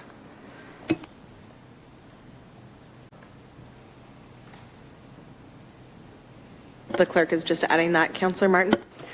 Through you, Mayor Salonen, I wonder if another possibility would be to simply follow up on the motion. As Clerk Jagger has reminded us, we have that motion that we put forward to the region in February. Could we ask for a response? Or, what could we say that would be in addition to what we've already said to them? We can ask for a response when conversing with an upper level of government, though it is up to their discretion should they choose to provide one. But not saying that we can't ask for it, just expectation setting. I'll turn it over to the clerk again. Through you, Mayor, to Council. So I just added a line that says, in that Council requests that the region make the well monitoring data publicly available. Fine. Oh, yeah, okay, great. Thank you. Is there a seconder for this motion? Seconded by Councillor Sadhu. Any other comments or discussion on this? Seeing none, all those in favor, and that carries unanimously. Were there any other correspondence items? Okay, seeing none. We do have 8 items in our consent agenda. Did anybody want to speak to any of them before we move second and pass them? Okay, seeing none, I'd look for a mover. Moved by Councillor Cressman, seconded by Councillor Sadhu. All those in favor? And that carries unanimously. On to our, Councillor Sadhu. Sorry, this is going to be for reports. I realize it would be changing the order up a little bit, but I do request that we If we can deal with item 14.5 first. I know there's a few delegates here that have been patiently waiting since 7, and it is a work night, and but I believe we would need to suspend procedural bylaw, or is that a request I can just make? You can request it. The only thing I would note is that on 14.2 and 14.4, we also have delegates, so I'd maybe suggest that we deal with all items with delegates first, and then proceed with the remaining. So I will just go in order of which ones have delegates first then. I'm not seeing anyone opposed to that decision. Okay, so we will first go to 14.2, and this is the proposed municipal sustainability manager. There is a recommendation for council, and that's that this report be received for information and that staff be directed to work with Sustainable Waterloo Region and the Township of Wellesley to fill a 1-year contract position as municipal sustainability manager as outlined in the report. To get this on the floor, first may I have a mover, please? Moved by Councillor Martin, seconded by Councillor Dunstall, and I will invite our CAO of Wilmot to present this report. Thank you, Mayor Salonen. I think this is fairly straightforward, so I'll just speak to it briefly. The proposed position is a 1-year contract. It would be hosted by Sustainable Waterloo Region, so they would be the employer and they would do the mentoring for this individual. The work done would serve the Township of Wellesley and the Township of Wilmot on a 50-50 basis. So it is a full-time position. We'd be getting half of an FTE, and we would be our cost would be 1/4 of the cost because it is supported by a grant from Enbridge Gas for 50% of the total cost. So the Wilmot's cost is $17,500, and we get from that we get a 1-year contract and half of one person to promote sustainability initiatives within the corporation and within the community. So with that, be happy to answer any questions, or we can hear from delegations. Thank you. Are there any technical questions before we get into delegations? Councillor Wilkinson. Thank you. Through the chair, one of the questions I was going to ask you, you've already addressed, and that's surrounding who the employer would be and ultimately where the responsibility and reporting line would be. Understanding that we're going to be getting 50% of this individual's attention at a 25% cost. I guess the question or concern I would have at this point is, what will that job description look like? Are we going to be able to see that prior to a hire being made? Why don't we start there? Through the mayor to Councillor Wilkinson. So some of the position responsibilities in a general sense are spelled out in the report. And so I won't go into those in detail. We will work up a more detailed job description to the satisfaction of our staff, Wellesley staff, and Sustainable Waterloo Region. But it's our intention that the general description outlined in the report should be sufficient for council to give the direction. Is there a follow-up question, Councillor Wilkinson? Nope. Okay. Any other questions at this point? Seeing none, I will call on our first delegate, and that is Betsy Dobb. Betsy, thank you very much for joining us this evening, and you will have 7 minutes.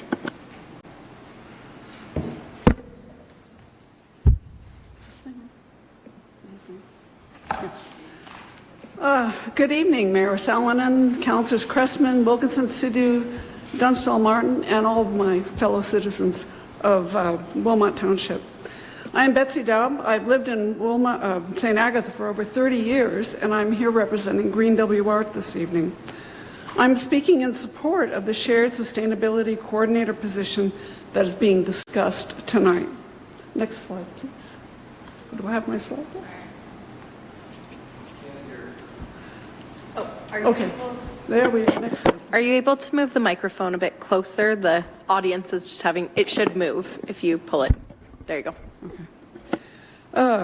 The 50 by 30, next slide, please. The 50 by 30 initiative was started in the region and more widely in Canada to promote an ambitious goal to reduce carbon emissions by 50% by the year 2030. A related goal is 80 by 50 to reduce carbon emissions by 80% by 2050. Wilmot adopted 50 by 30 in 2021. In fact, the entire region, Waterloo region, adopted this goal. Ambitious goal setting in this region actually goes back further. The Blue Dot movement was adopted in 2016. This was a program initiated by the David Suzuki Foundation, promoted in Wilmot by the Nith Valley Eco Boosters, and championed the idea that everyone deserves to live in a healthy environment. Next slide, please. Okay. All right. Glasses. In order to reduce emissions, we need to know where carbon emissions are coming from. Climate Action Waterloo region has analyzed the data, and the resulting pie chart that you see here for the region is very illuminating. We see that in that green section there, that 40% of emissions come from transportation. The orange section there, we see that about 45% comes from buildings, and then we have a smattering of other sources such as agriculture and waste. Reducing emissions from transportation is not straightforward in the township. We do not have widely available public transportation, although the possibility could be there as Grand River Transit expands. Electric vehicle infrastructure has been pursued by the township, and we hope that continues. Next slide, please. Okay. Emissions from buildings is a more fruitful target. Most of the emissions from buildings come from the burning of natural gas for heat and water. Now, if we look at the chart here, which I can't see without my glasses, this graph for Wilmot natural gas consumption since 2008, which broadly correlates with carbon emissions from buildings here. We see that the consumption has increased overall, and that's that blackish line up on top that you see. If we had started to reduce natural gas consumption in 2008, we'd be close to our 50 by 30 commitment, as we see in that green line that continues to go down on the graph. However, since this is not the case, to meet our commitment, we have to reduce consumption of natural gas very rapidly, as seen in the kind of bluish line, which is going down over on the right. This represents a very big challenge. Next slide, please. How can we reduce emissions from buildings? One choice is to adopt what is called green development standards, also called high performance development standards. This results in new buildings that are far more efficient with reduced utility bills and overall lower carbon emissions. Green WR is partnering with other groups to formulate and promote green development standards in Waterloo region and more widely as well. Next slide, please. But as you know, old buildings also leak. The approach here is to retrofit these older buildings with new, more efficient insulation and appliances. To this end, the Nith Valley Eco Boosters hosted two widely viewed webinars titled Getting Off Gas in April 2025 and Your Home's Energy Use in April 2022.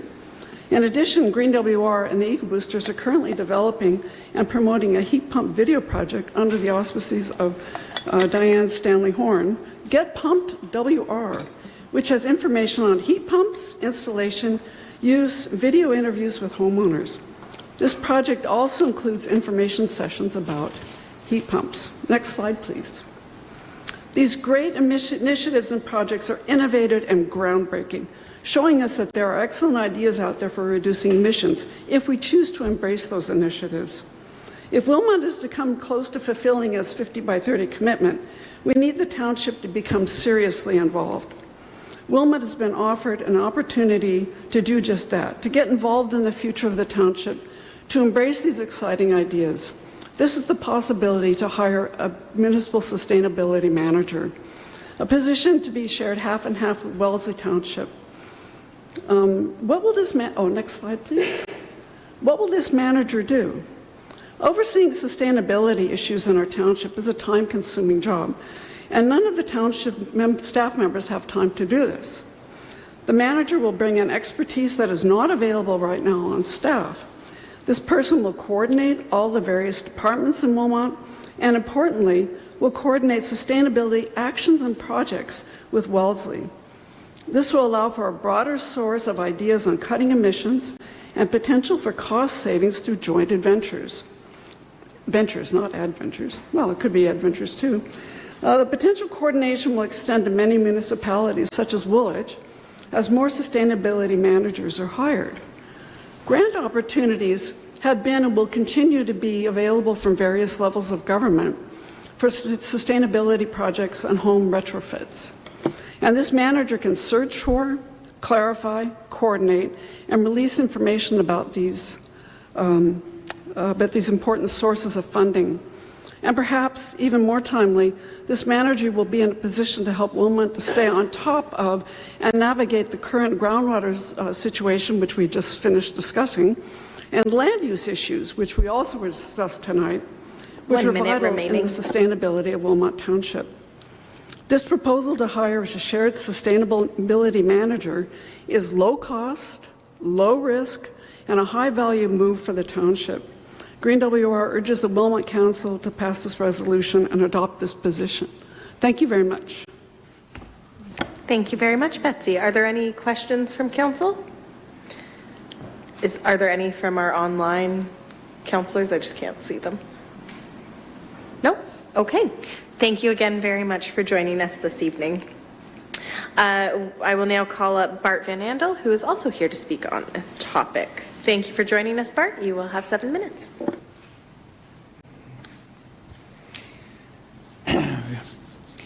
Good evening, Mayor Salonen, Councillors Cressman, Wilkinson, Sidhu, Dunstall, and Martin.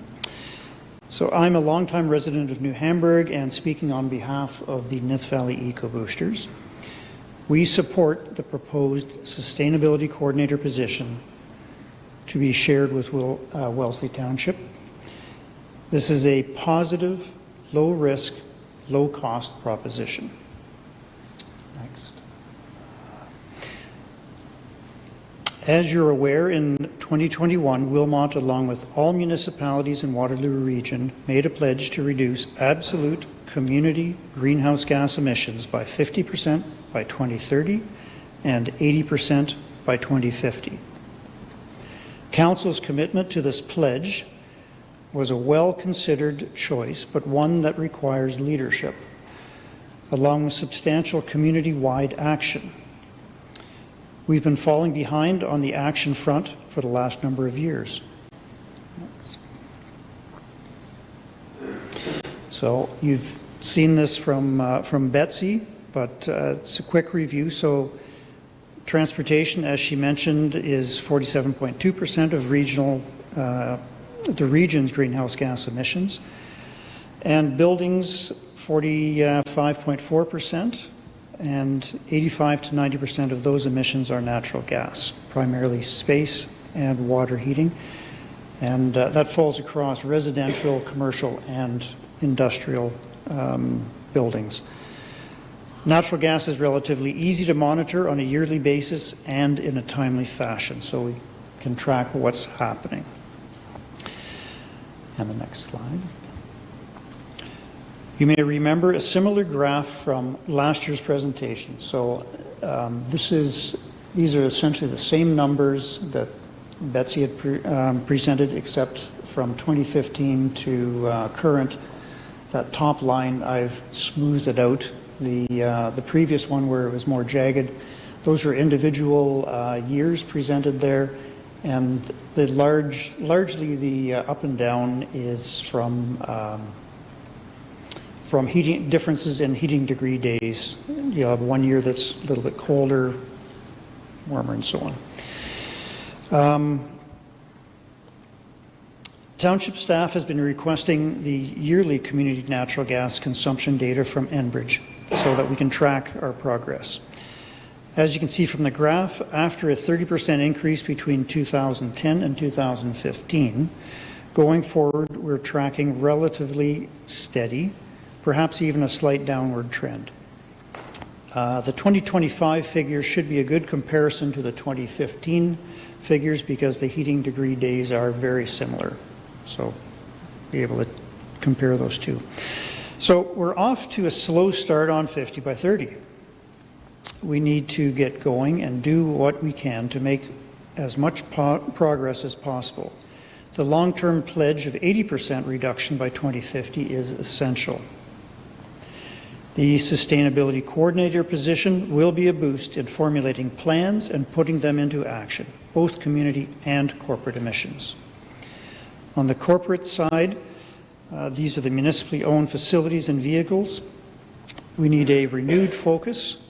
There is a provincial requirement, Ontario Regulation 25/23, that calls for 5-year conservation and energy management plans and yearly energy reporting. These can be brought up to date with the help of the Sustainability Coordinator. Next. And so we ask you to approve the shared Wilmot-Wellesley Sustainability Coordinator contract position. We are fortunate in the region to have a seasoned resource in the Sustainable Waterloo Region organization who fortunately can be drawn upon for ideas and advice. Next. Nith Valley Eco Boosters will continue to work in the community and in partnership with the township to make a difference in community greenhouse gas emissions. A recent project by Green WR that Nith Valley Eco Boosters has helped to promote and implement is a series of 5-minute heat pump retrofit videos, and I think Betsy touched on that. They're featuring homeowners who have made the conversion from natural gas. You can view these from the website getpumpedwr.ca. In February, the Get Pumped WR project helped spur a heat pump education event at the Morningside Adult Community. Diane Stanley Horn, the originator of the project, worked with Dean Peachy to bring together residents, REAP, and an HVAC contractor for a very successful education session. Right here in Wilmot, we have a number of progressive companies with the knowledge and skills to build and retrofit to high energy efficiency standards, specifically passive house standards. Companies Just Working and Nith Valley Construction are two of them. A company that installs solar and battery storage for commercial, industrial, and residential Arcadian projects. Car dealers that sell and service new and used electric vehicles and trucks. Energy transition options are available right here in Wilmot. And the last slide. We look to Council to move forward with the shared sustainability coordinator position. Low risk, low cost. Let's do it. Thank you very much, Bart. Councillor Dunstall, I believe, has a question. Thank you. Thank you very much, Bart, through you, Mayor. I appreciated our conversation the other day. When this first came to council, I don't think I supported it. I can't remember, but I was concerned, and I know 17,000, did you say no, I didn't? Yeah, you're always there to remind me. I appreciate that, Councillor Martin. And I was concerned about the 17,000, and I get that it's not a huge amount, but, you know, obviously we have financial constraints. But after talking about our grandchildren in our conversation and then the points that you made, you changed my mind. So I want to thank you for that. Welcome. Any other questions or comments? Councillor Martin. Through you, Mayor Salonen, I'm just curious, Bart, how I must learn from you, because if you're able to change Councillor Dunstall's mind, I have not been able to do that, and so that's my question and appreciation. Might leave that for an offline conversation. But thank you very much again, Bart, for joining us this evening. Councillors, were there any other questions for staff? Councillor Wilkinson? Through the chair, not necessarily a question, I think just a general comment. I mean, while I share concerns along with Councillor Dunstall about constraints regarding our budget, this is a great opportunity for us to basically add a position that I think can potentially enhance some cost savings and identify opportunities for this township. And I think on a 1-year contractual basis, the cost is a no-brainer. This is one of those situations we have to jump at. And I also like the project ultimately because it's going to give us some insight into how we might be able to share resources with our neighboring townships moving forward. I think there's a lot of potential positions that we could examine where, you know, we might be able to to basically share resources and co-broker and gain the knowledge from the professionals that we need to add, but doing so in a capacity that will allow us to move forward at a better rate. So I think this is a good opportunity for us to do that, and absolutely will allow us to reevaluate after a year's time. So, as apprehensive as I am to add more staff and spend money on budget, I think this is a good position at this time. Any other questions or comments? Councillor Cressman? Yes, I'm, through you, Mayor, I'm always a little sad, or whatever the proper term, dismayed that the rural community doesn't get into or gets complimented for what they do to reduce greenhouse gas. We've got woodlots, we've got crops that absorb greenhouse gas. I would admit that as a producer who's switched from furnace oil to propane to natural gas to dry my, I didn't use furnace oil to dry my corn crop, to switch to natural gas and see the cost basically a third of what it had been with propane. It's a hard sell to tell farmers not to use natural gas, to heat shops with natural gas as compared to furnace oil is a dramatic change in cost. And certainly from my own household, to install new windows for the second time, that we've lived there, to spray foam the entire house, to seal it up and put a high efficiency of natural gas furnace in, is all things that I think are important. I think we have to remember that we're lauding here heat pumps. I looked at my bills last night. My electric bill has been reduced by 23.5% each month by this provincial government. We aren't paying the real cost for electricity. We are getting it subsidized. And as we build new small-scale nuclear reactors, the Globe and Mail says, what are we going to be paying for electricity from these? Are we going to pay the full cost, or is the public expected to subsidize these nuclear reactors? So I think we have to look at the true cost of electricity, and then at the end of the day, we have on Trafalgar Road, many of you travel the 401 and you see the steam pouring out as natural gas is used to buffer our needs for electricity. So it's not a win-win scenario here. We take one step forward, and I'm not suggesting we don't move forward with this, but let's keep our eyes open for the true cost here and look at some of the downside of electricity.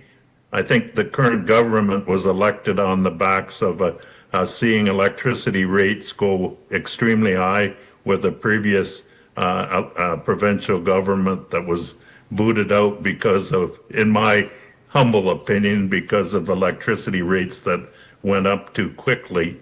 And so if we see them returning to what they would be without subsidization, does it change the paradigm? I'd be interested. All to say, I'm going to support this, believe it or not. I think you can't ignore the opportunity that Enbridge is providing, but I want to make sure that we're looking at this in a balanced way and we have all the facts on the table. That's all I'm saying. Thank you, Councillor. Councillor Martin. Through you, Mayor Salonen, I first of all want to express appreciation to my colleagues on council for considering this and seems like reconsidering it. Secondly, I agree with Councillor Cressman. This is a complex topic. At the same time, having an electric car and now with the price of gasoline going up, It's one of these things that I see the benefits of an electric car. I have an old house. I do have a high-efficiency gas boiler, but at the same time, I'm looking at how I can add a heat pump to that and electric heat pump. So I keep looking at ways, and I think a sustainability is the word coordinator or manager, sustainability manager, could maybe look at those complexities. The grant actually comes through Enbridge, and so it's one of those complex matters, a combination of electricity and natural gas. So I think it's a good way to go to support this. Thank you. Any other comments or questions, councillors? All right. I just wanted to note thank you to staff for bringing forward the opportunity again. I know Councillor Martin, you'd brought it forward at budget, and I did support it. This is the one time that it not passing, Enbridge came back because they clearly really want this role, and they gave more money towards it. So it's certainly not an opportunity that I think we want to pass up. My only question for staff, do we know if Wellesley has already approved this on their end? To the mayor, no, they haven't put it on the agenda yet, but it's early April, I think. Okay, so just from my understanding with the current wording of the recommendation, in the event that Wellesley doesn't agree with it, and frankly I have no idea as to where they sit on it, but where does that leave us if we pass the recommendation currently as it stands? Because I don't necessarily want to be picking up the Wellesley portion. Yeah. So I'm quite confident that Wellesley will go ahead with it, but if they don't, we'll come back to you. Okay, very good. Thank you. I don't see any other questions or comments. All those in favor? And that carries unanimously. We will skip over 14.3 right now as we don't have delegates. We will go to 14.4, which is the Petersburg water system, direction and final design. There is a recommendation to receive this report for information and that council directs staff to complete the final design of the Petersburg water system to an urban cross-section with a semi-mountable curb and with concrete sidewalks on one side of the street. To get this on the floor, may I have a mover, please? Moved by Councillor Martin, seconded by Councillor Wilkinson. And I will turn it over to our Director of Infrastructure, Director Vanderwall. Thank you. Through the Mayor, this is intended to be the last council report prior to tender award and discussions regarding the local improvement costs.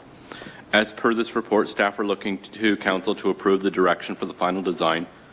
Due to the nature of this project, the design alternatives were brought previously to council and then to a public information center held in St. Agatha.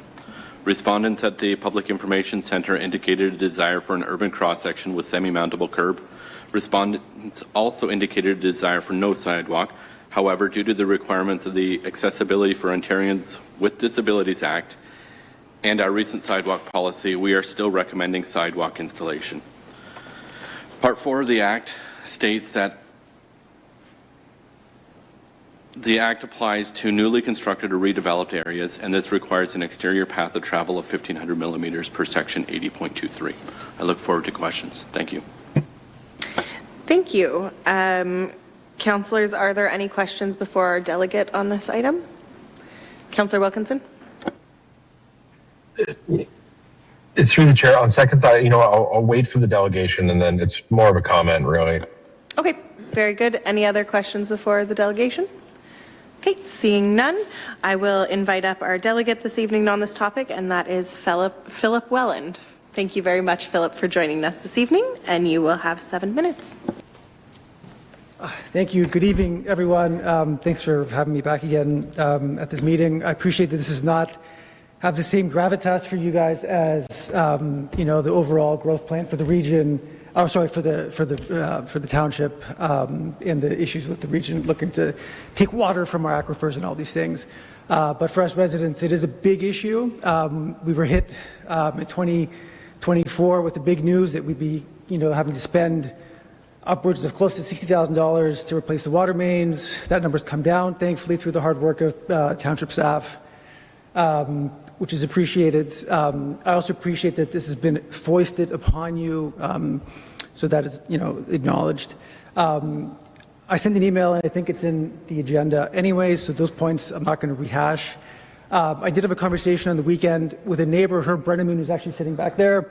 We both have corner lots, and we would be sort of in this sidewalk, I don't know what you want to call it, purgatory, where we'd end up with potentially up to 250 feet of sidewalk at 3 feet. That's, a lot of square footage.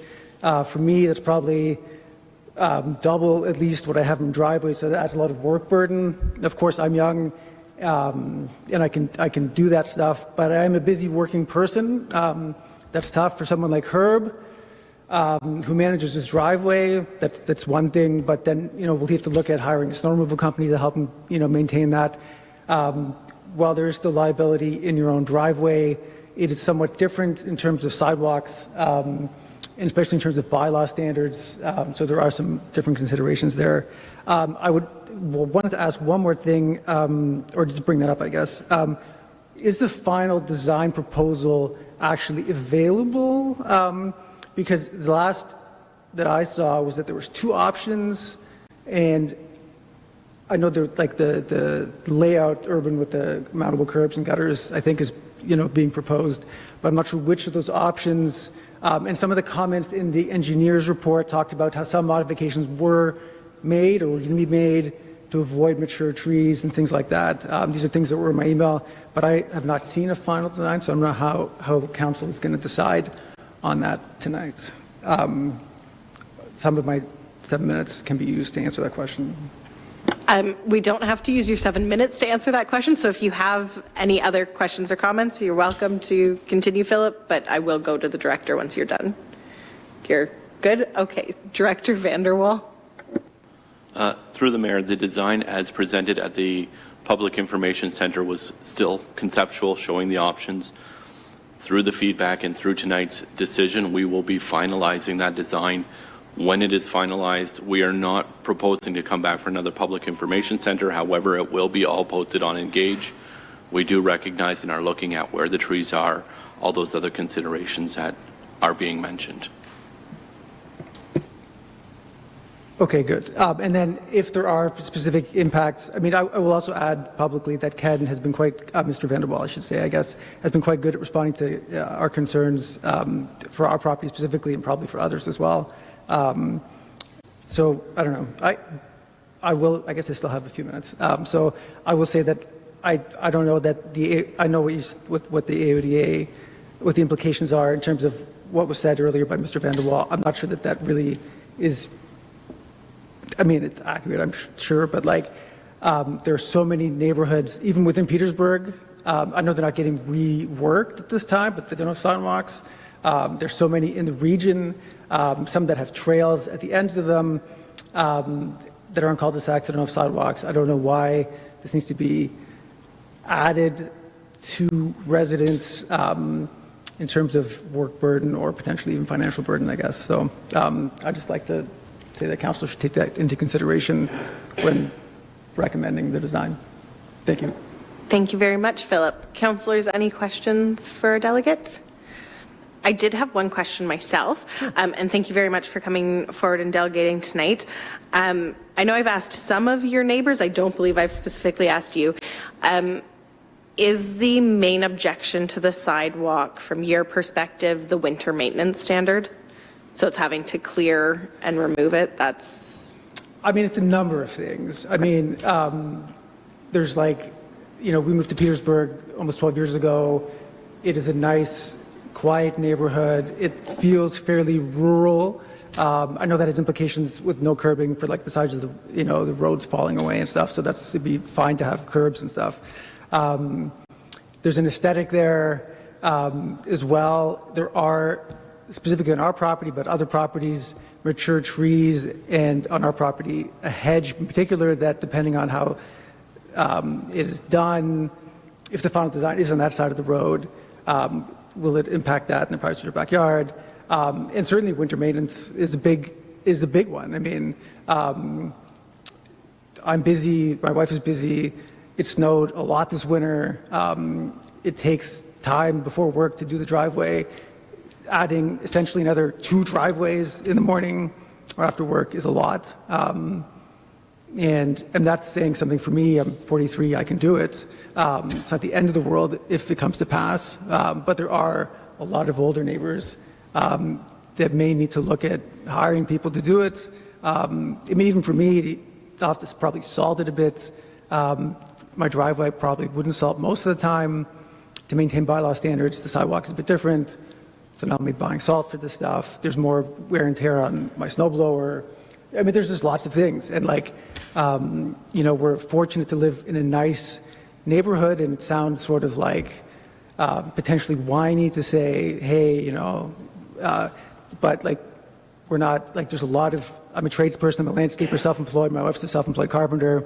There's a lot of other trades, people in the neighborhood. If you drive through, there's just work vans, trailers, and there's frankly a lot of seniors potentially on fixed incomes. I don't know their situations. And it just becomes, I don't know, all that stuff.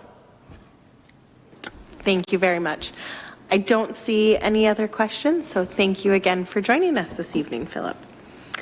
Council, we only had the one delegation this evening on this item. I will open it up. We'll start with Councillor Wilkinson first, and then we'll go to Councillor Cressman. Thank you, through the chair. A couple questions. So what I'm hearing, Ken, is that, or Director Vanderwall, excuse me, that the final design will be done, posted, won't come back for debate, but then you'll just proceed directly to tender. Is that correct? Through the mayor, yes, due to time constraints, that is our current intended path. Yep, you can follow up, Councillor Wilkinson. Okay, through the chair, and I appreciate you suggesting the timeline is an issue. So is the plan still to break ground this year? Through the mayor, yes, we are still hoping to break ground. I believe June, July is when we were hoping to start it and continue completing it next year. Any other follow-ups right now, Councillor Wilkinson? Nope. Okay. Councillor Cressman? Yes. Yes. This is through you, Mayor, to Director Vanderwall. What's the ramifications if we don't put a sidewalk in, which seems to be the biggest objection? And I like the statistical work that was done in terms of 76% are not in favor of sidewalks. Pretty resounding. What is that? What are the implications to the township if we don't put a sidewalk in, given well, I don't have the full name in front of me, the Disability Act requirement for it to be there? Through the mayor, the sidewalks, and we have confirmed it, are a requirement as per AODA. If we do not install the sidewalks as per the provincial requirements, there is the possibility that there will be a complaint received to the Human Rights Tribunal, at which point you would most likely be ordered to install the sidewalks, and there is the potential then of having fines or other penalties associated with it. The likelihood of that is, I don't know, someone would have to guess the likelihood of someone complaining to it, but that is the potential risk that you run. Councillor Cressman, did you have a follow-up? Yes, through you, Mayor. I was looking at the width of the apron beside the road. There's additional space has been added beside the road. Could demarcations be applied to that to create a quote-unquote sidewalk or walkable area there? Through the mayor, the road width was purposely narrowed to accommodate this. I believe it was 4 or 4.5 meter lanes, and now we're looking at 3.5 meter lanes. I'd have to look at the drawings to see if that is correct. With the use of a rollover curb or anything else adjacent to it, we would not be protecting any pedestrians there as they'd be walking on the roadway. We'd have to look in greater detail, but it is not standard practice, and I do not believe it would meet the requirements of AODA, but we could look into that in greater detail. It is not something we would recommend as a pedestrian path to be located within the traveled vehicular portion of the road, if I was understanding your I was scenario. looking at the width with curbs and the semi-urban, and the semi-urban is wider on its overall footprint than the one with curbs. So I guess that's where it intrigued me to say, you know, does this meet the standard? So, okay, thank you very much. Councillor Martin? Through you, Mayor Salonen, I appreciate having a delegate on this. I went out to the public meeting, listened to people. I guess my leaning is still in the direction of following the AODA Act, and I would be hesitant to do something that goes against that. I can appreciate your concerns that when you're living there, it would be easier not to have a sidewalk. I hear that anecdotally. I think about a few things anecdotally. I live on the corner of Peel and Boulay, downtown New Hamburg. There's not room for a sidewalk on my side of the street, so I walk on the street. Some people try to squeeze me over. There are many people who will drive around me and not try to drive into me, but then there are some that do try to drive into me. Maybe it's because they don't like me on council, I don't know. But what I'm pointing out is it's this issue. The sidewalk will give recognition of where pedestrians can walk. And so I realize, you know, on some of those streets, there's just two houses. It's a small area. But if somebody moves in and then says, where's the sidewalk? And we need the sidewalk, we're liable. It's that whole issue. There are other streets around New Hamburg that I walk where there are not sidewalks. And again, I find that cars will crouch over close to me and I don't feel safe. I still do it, still walk. And so I see the benefit of it in terms of it giving that clear pedestrian position. This is where pedestrians walk and they're safer. So I see the AODA Act, I see our responsibilities, and I worry about the liability on that. Councillor Wilkinson? Thank you, through the chair. So I'm glad that we're discussing the sidewalk issue, because this has been a hot topic throughout the design phase, and I've had a lot of conversations with multiple residents. And I will say this much: there are certainly folks that are in favor of seeing sidewalks go in, one, because it's required by the AODA, but also as the character and demographics in the neighborhood potentially change, it does make logical sense to potentially pursue these and have it. On the other side, and the overwhelming majority of the residents, there's also obviously a strong argument in opposition to this, and it's wanting to maintain the character and feel of their neighborhood. And we are already seeing some improvements and changes on the roadway as a result of this water upgrade system. So I see it multiple ways, and I'm wondering if there's potentially even a compromise here, and something that we could potentially do is, you know, we obviously, it would be prudent to design for the sidewalk as that is the standard. However, I would suggest that potentially we phase out the project, being, you know, along the lines of phase one is basically start the demolition and new installation of the water lines. Phase two being repaving, setting up the culverts, making sure that the storm sewers are operating. And then phase three, we could basically set as construction of the sidewalks. And I would suggest that we move the funding or the budget considerations for the sidewalk to a future budget.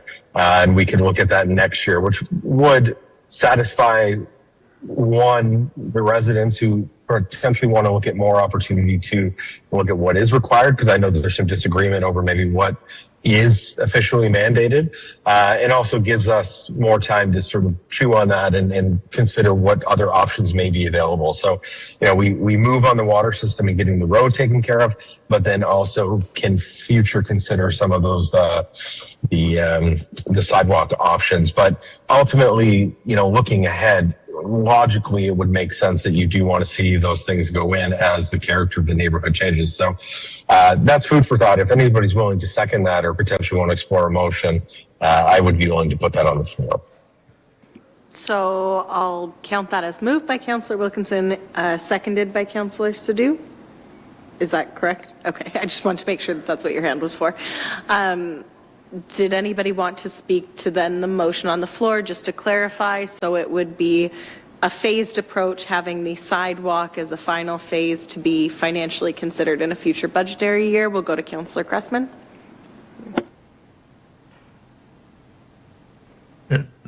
Yes, through you, Mayor, to Director Vanderwall. I'm just wondering whether construction of the sidewalk at the same time as the work as the road or delaying it would add additional cost. To me, it would make sense that it should be done at the same time if you're eventually going to do it anyways. Through the mayor, I would suggest the cost would be slightly higher based on having to put sod and boulevard down and remove that later and put in the sidewalk. The grading would be minimal. I would also suggest that depending on how long you defer this out, it would still not meet the requirements of AODA, that you would run the same risks as you had before.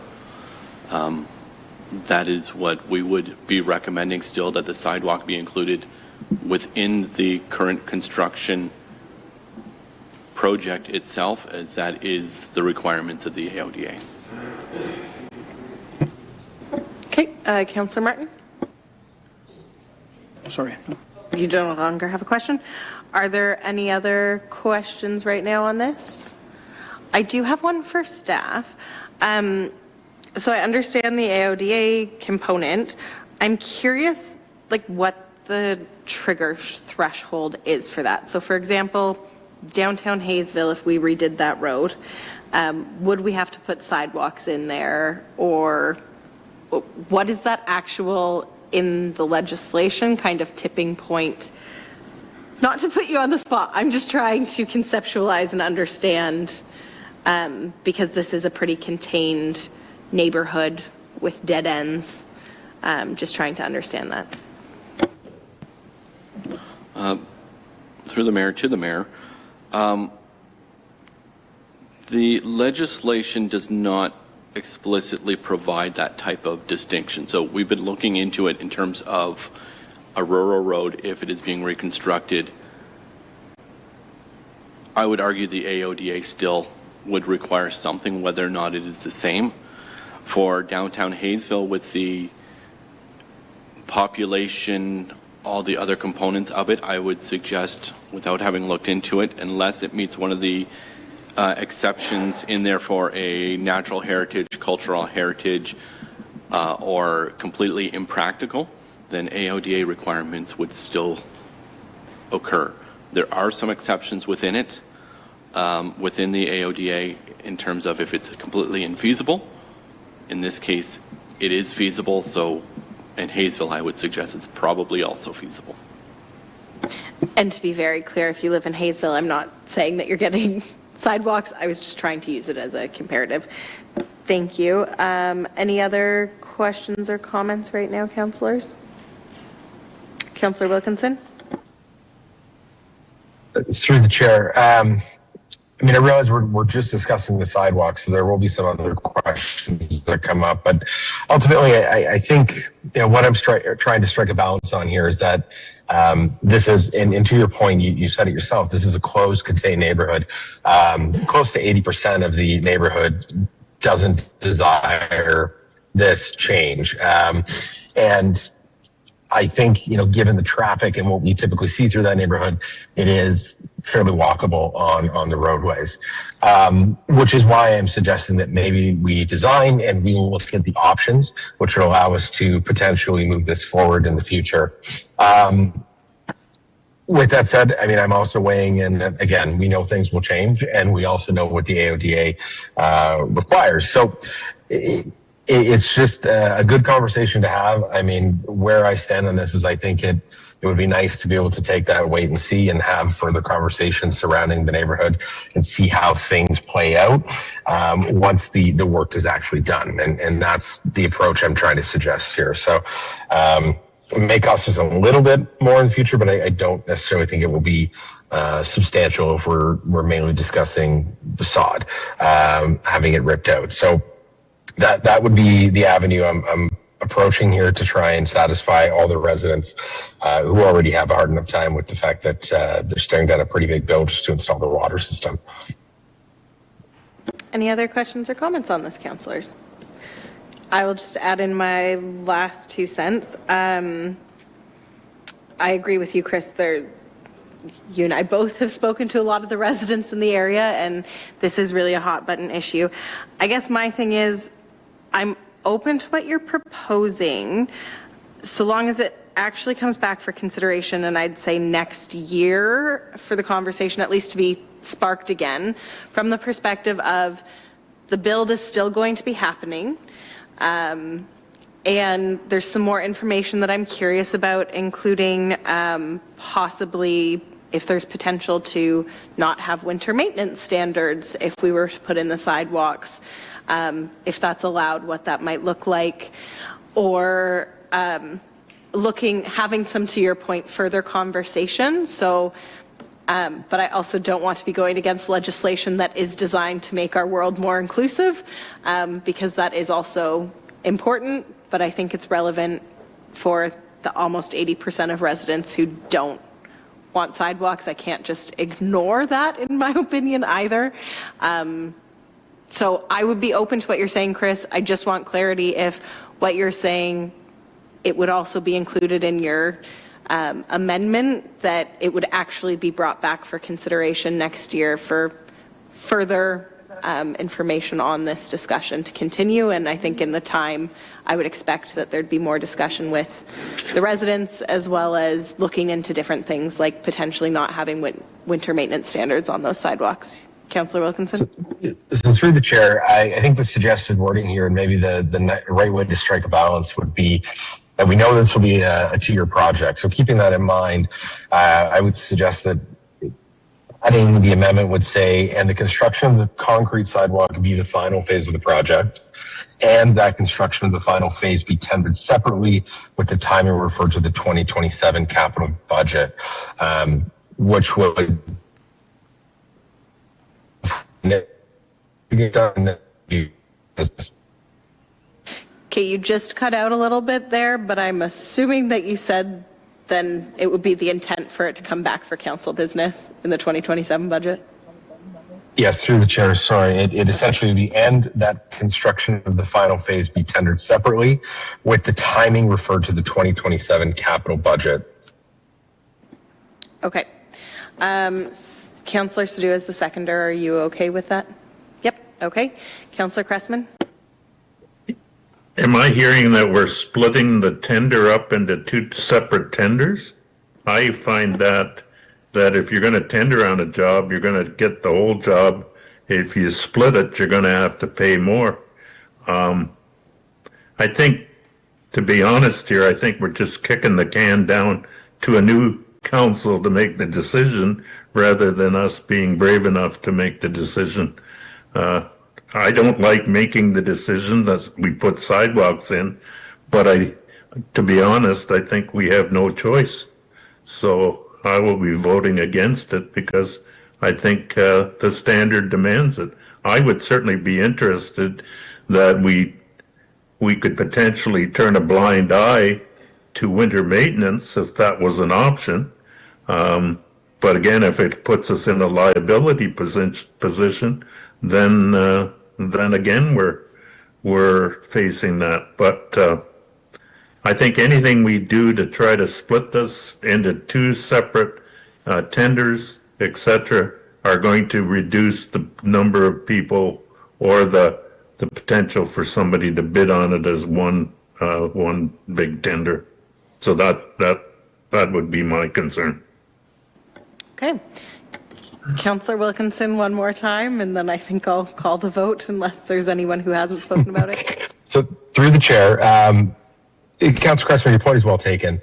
Then what I would suggest is that we don't split the tender. So I would amend my amendment, or essentially looking hopefully to Councillor Sidhu for a friendly amendment here, but that we still put it out to tender as whole. However, we maintain the phasing with further conversations to take place and maybe the budget release for the third phase to be revisited once further consultations take place, because I truly believe that there might be a further compromise here as opposed to just putting in sidewalks directly. And I realize that would obviously change the tender, but we could expect that something will potentially be coming. I just want to make sure that we're being cognizant of the overwhelming majority of residents here that are looking for some sort of compromise or modification as opposed to just a straight sidewalk. Anyway, I'll leave it to that. I think we've said our piece. All right, Councillor Sidhu, you're fine with that final wording? So just to clarify that everybody knows what they're voting on, it would be an amendment that we phase the sidewalk to the final phase, and that it be tied to a 2027 budget discussion for final confirmation before proceeding on that component, allowing for more time for further discussion and potential other solutions to be remedied regarding this matter. Is that a fair summary of your amendment? Okay, very good. I'll call the vote. All those in favor? And all those opposed? And that carries. On to 14.5. I do have a conflict on this one, so I'm going to turn it over to Councillor Martin.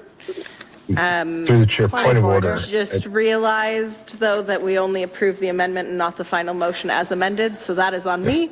My apologies. Point of order? Yes. I just wanted to make sure, and I know that Councillor Cressman is not on site, but I did note that you specifically said you were not going to be in support of this, so I just wanted, but you were.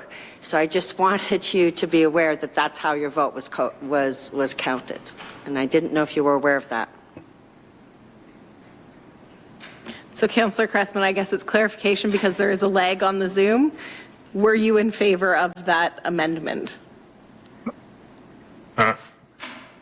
Yes, I was. Okay. That I was going to, if it's phased, but part of the entire tender, then I am in favor of it. I can live with that. Yep. And it's some wiggle room that was put in there. Very good. Clarification's been given. I did forget for us to vote on the amended motion, though, so it's already been moved and seconded. I would look for all those in favor on the amendment, sorry, on the motion as amended. Point of order, I still have questions on the amended motion. Okay, sorry. We'll go to the point of order first for Councillor Cressman, and then we'll go to Councillor Wilkinson. I think it was point of order from Councillor Wilkinson. Oh, sorry. Councillor Wilkinson, we will just go to you then. Through the chair, thank you. Not wanting to necessarily cause any more confusion, but ultimately just one final thought on this before we go to vote. I wanted to make sure I asked Director Vanderwall that, or perhaps Director Graywall here as we approach this. As things go out to tender, one thing that I know a lot of residents would be concerned about is prior to breaking ground, how are we going to, well, maybe not how, but when are we going to approach the conversation surrounding payment or the local area improvement act for this particular project? I think that is a very key part of the conversation. I know a lot of the residents there are concerned about when that's going to take place. So just looking for some insight on that so that we know that there's a date coming up and we can look forward to. Director Vanderwall. Through the mayor, our intention is post-tender closing to bring to council the recommendation for a contract, as well as the recommendation for the Local Improvement Act. As well, the Local Improvement Act recommendation will provide a few options on how it is to be split up, as well as the terms of repayment. So that is expected to come at the time of tender closing, when we would have better numbers. Councillor Wilkinson. Thank you. And through the chair, one additional piece. I know I've talked to a number of residents who are concerned about what their frontage or yards may look like. So I know that they've been sending you concerns. Some also have concerns regarding potential hookups. Some of them director eavesdrops down into the ditch now.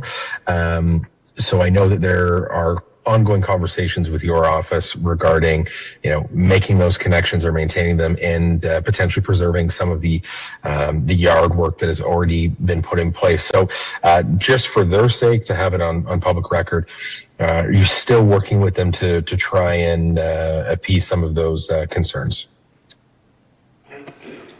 Through the mayor, as per all our construction activities, we do try to work with the residents to ensure that anything of value, be it plants, hardscape, they have the opportunity either to remove it, or we have our contractor carefully remove it if it's interlock brick. So that is standard for all our construction practices.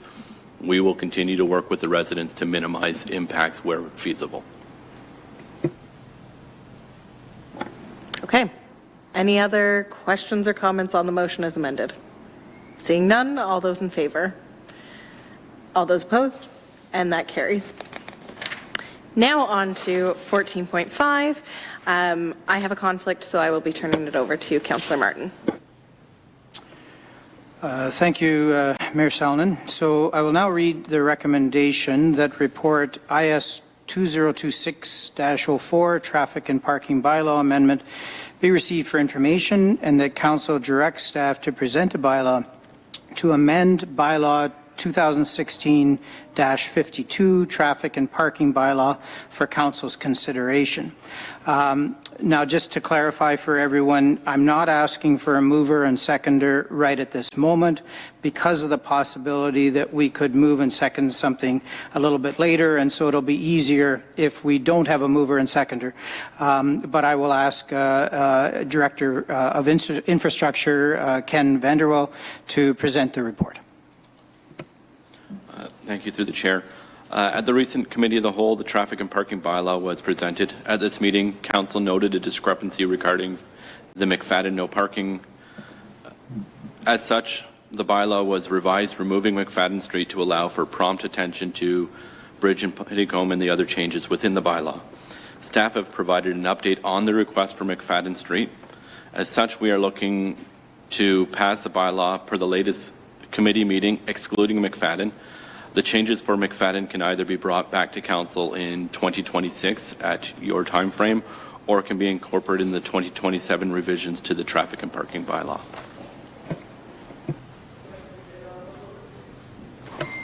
Thank you, Director Vanderwell. We have 3 registered delegations for this item, but before we have that, are there any questions of technical, if I can say the word, technical nature to Director Vanderwell?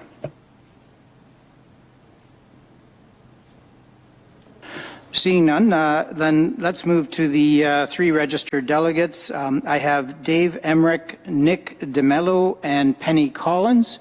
And so are all 3 present in the audience? Oh, yes.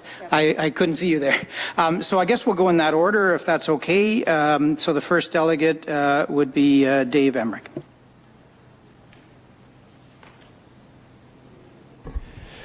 Good evening, Mayor Salonen and Township Councillors.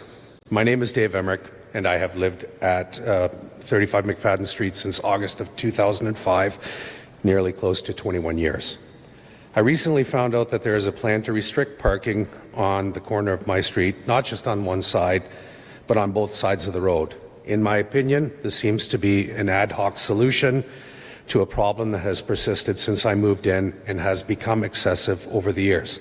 That problem, quite simply, is not that residents park on the street, but that many people going in and out of the subdivision by way of McFadden Street and Hunsberger Road travel at excessive speeds down this route. Since the expansion of our subdivision northward, no changes have been implemented to decrease traffic or speed on McFadden Street, such as traffic calming measures, or the installation of a three-way stop at Wagler Avenue, which at one time was rumored to be installed. This has made it a major thoroughfare to the back of the subdivision.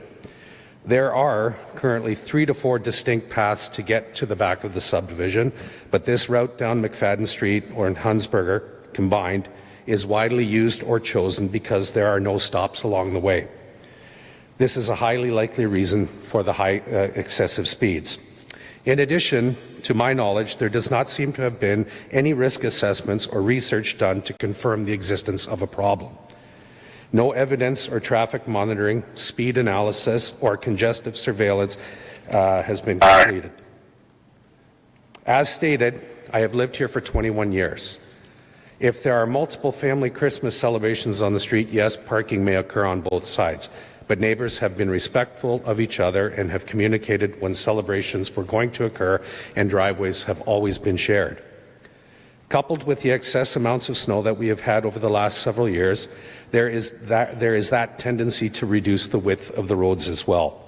On my corner, for example, my driveway is easily extended by 6 feet of snowbanks each year due to snowplow path choices. This also contributes to the traffic problem and may be a source of complaints, as drivers can't travel at the higher speeds and must wait for oncoming traffic to move ahead. This can be seen as a source of irritation for drivers, enough to raise a complaint. I was watching out of my office window on Saturday afternoon monitoring traffic. Many drivers using our street will travel too fast and cut the corner across the street from my house, well over on the other side of the road in the opposing traffic lane. This happens frequently, and during the summer, it is common to hear wheels squealing as traffic goes around the corner. The drivers then resume speeding up again after the corner in both directions. This is a major safety concern, as there are a significant group of families with children on the street. This happens in both directions.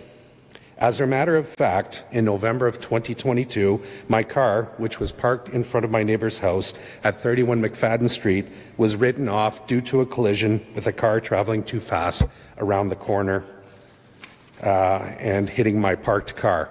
There were no other cars parked on the road impeding traffic at that time. A costly reminder of the real problem on the street of excessive speed. In my professional life, I teach in the skilled trades. A good portion of my previous work in industry was in risk assessment, machine or function improvements, and root cause analysis.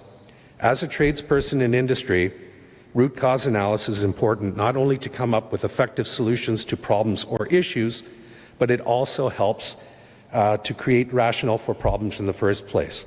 After proper analysis has been done, key problems, challenges, or root causes of the problem become clear. Only after this process has been completed can an appropriate solution be determined. That has not happened here. The solution to safety concerns is not to restrict parking on both sides of the street. To prohibit parking is discriminatory and unfair to the residents on McFadden. I respectfully ask that you look at a better and more comprehensive solution to this concern, as I strongly believe that one exists. Thank you for your time and for allowing me to speak in front of the Council. I trust that you will hear and understand my reasons for wanting or desiring a change to the proposed parking ban. I know that my neighbours will agree with my sentiments. Thank you. Thank you, Dave. I appreciate you presenting. Council, do you have any questions for this delegate? Councillor Wilkinson? Thank you. Through the chair. Dave, I appreciate your delegation. Is it your perception then, and I just want to be very clear, that really you think the complaints are in regards to narrowing the road, but you would suggest that these are coming from folks that are regularly speeding on the road. That's your observation? There are, and my neighbors can attest to it, there are people who regularly speed down the road. In fact, going to and from, because again, it has become a major thoroughfare. It honestly, in the summertime, you can hear the wheels squealing. Kids have had to get out of the way of the street because of this. Snow further compacts that issue. The height of the snowbanks, and keep in mind, I'm right in the corner. The snow plow, although on the other side of McFadden does not have any housing or driveways through that, snow gets cleared on our side first, pushing the bulk or the majority of snow onto our properties. My two neighbors live on both sides of our house, so they can further define and agree with that problem. In fact, when the snow started melting a couple of weeks ago, it still took, I still have probably about a 2.5 foot section in front on the left side of my property. It compacted with the amount of snow that we've received in the last couple of years. It becomes a challenge to get through. I understand safety concerns. I deal with that on a regular basis in my work. There is not, there are many, concerns that we have, and it just seems like it's punishment, doled out to our street because of this. And again, from Michael Myers to Livingston, it is probably about a 2-kilometer stretch of road, and speeds get excessive. Okay, thank you, Dave. Any other questions for the Councillor Dunstall? Thank you. Thank you. I appreciate. So basically, it's the speeding. It's got nothing to do with the parking, right? The speeding becomes excessive, and if there are a couple of, because we have, there's multiple cars in a lot of our families. So in wintertime, they are kept off the road at night so that the road work can be done. But sometimes, from in and out movement of the driveway, and vehicle traffic for each individual house, there are sometimes cars parked on the road. Again, when these people come by, like I can attest to it because my car was written off. 2 kilometer stretch is a long road, and I remember hearing the statistic that there was a high rate of deaths on rural roads because they were just long periods of time where there were no stop signs or anything. So I certainly understand what you're saying. Thank you. Thank you. Thank you, Dave. Any other questions for our delegate? Okay, then thank you very much. Thank you for John. Nick Demelo, I invite you to the podium. You also have 7 minutes, and I failed to mention that with you, Dave, but you kept within the time frame. Thank you. I'll keep within time, too. Good evening, Mayor Salinan and esteemed members of Council. My name is Nick DeMello, and I reside at 31 McFadden Street and have for the last 15 years with my family. My home is located on the south side of the street, on the straight just before the curve when heading west. I'd like to clarify that my property is not situated on the curve itself, but rather on the straight portion of the roadway. Despite this, it has been included among the properties where no parking signage is being proposed for installation. I respectfully ask Council to reconsider the proposal, at minimum to exclude the south or the outside portion of the curve, and instead follow the precedent that has been applied elsewhere in Baden. Ideally, however, I would ask that no additional no parking signage be installed on either side of the street, and that alternative measures be considered to address the underlying concerns. Currently, residents intentionally park on both sides of McFadden Street. This is not accidental. It is 100% deliberate, and it's a deliberate effort by families to help slow traffic and improve safety for our children. I feel it's really important that Council understands this perspective. While a concern may have been raised by one or a couple residents on the street, it does not reflect the views of the entire street, as you'll hear from others speaking today. You just heard from Dave. In the past, residents have requested traffic calming measures, such as a 3-way stop sign at Wagler or speed bumps near the curve on McFadden. These requests have not been implemented, yet the need remains. Safety is a real concern. Since I moved in, it's been 15 years, there have been 3 vehicle collisions in front of my home, directly in front of my home.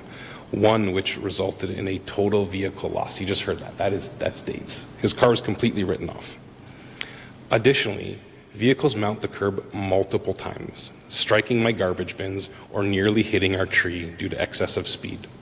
These incidents occur regularly, particularly during the summer months when it's warm and the winter months when it's slippery. I can provide video footage from my exterior camera if requested. This is a family-oriented neighborhood with many young children who play outside daily. Traffic calming is essential. To provide some context, McFadden Street is approximately 8.5 meters wide. The curve is one directional, and parking on the south side does not obstruct visibility or create a safety issue at all. There is no parking in front of 35 or 39, which are on the curve, due to limited space in front of both driveways. The space in front of my property is 9 meters, 29.5 feet, which allows for safe parking. Even with a parked vehicle on the south side, there is more than enough room for safety vehicles to pass. The average fire truck is approximately 2.5 meters wide, an ambulance is 2.4 meters wide, and a typical car is only 2 meters wide. That provides ample space for emergency vehicles to get around. This has also been proven elsewhere in Baden, as Council has already implemented no parking signs on the inside portion of curves that have narrower roadways.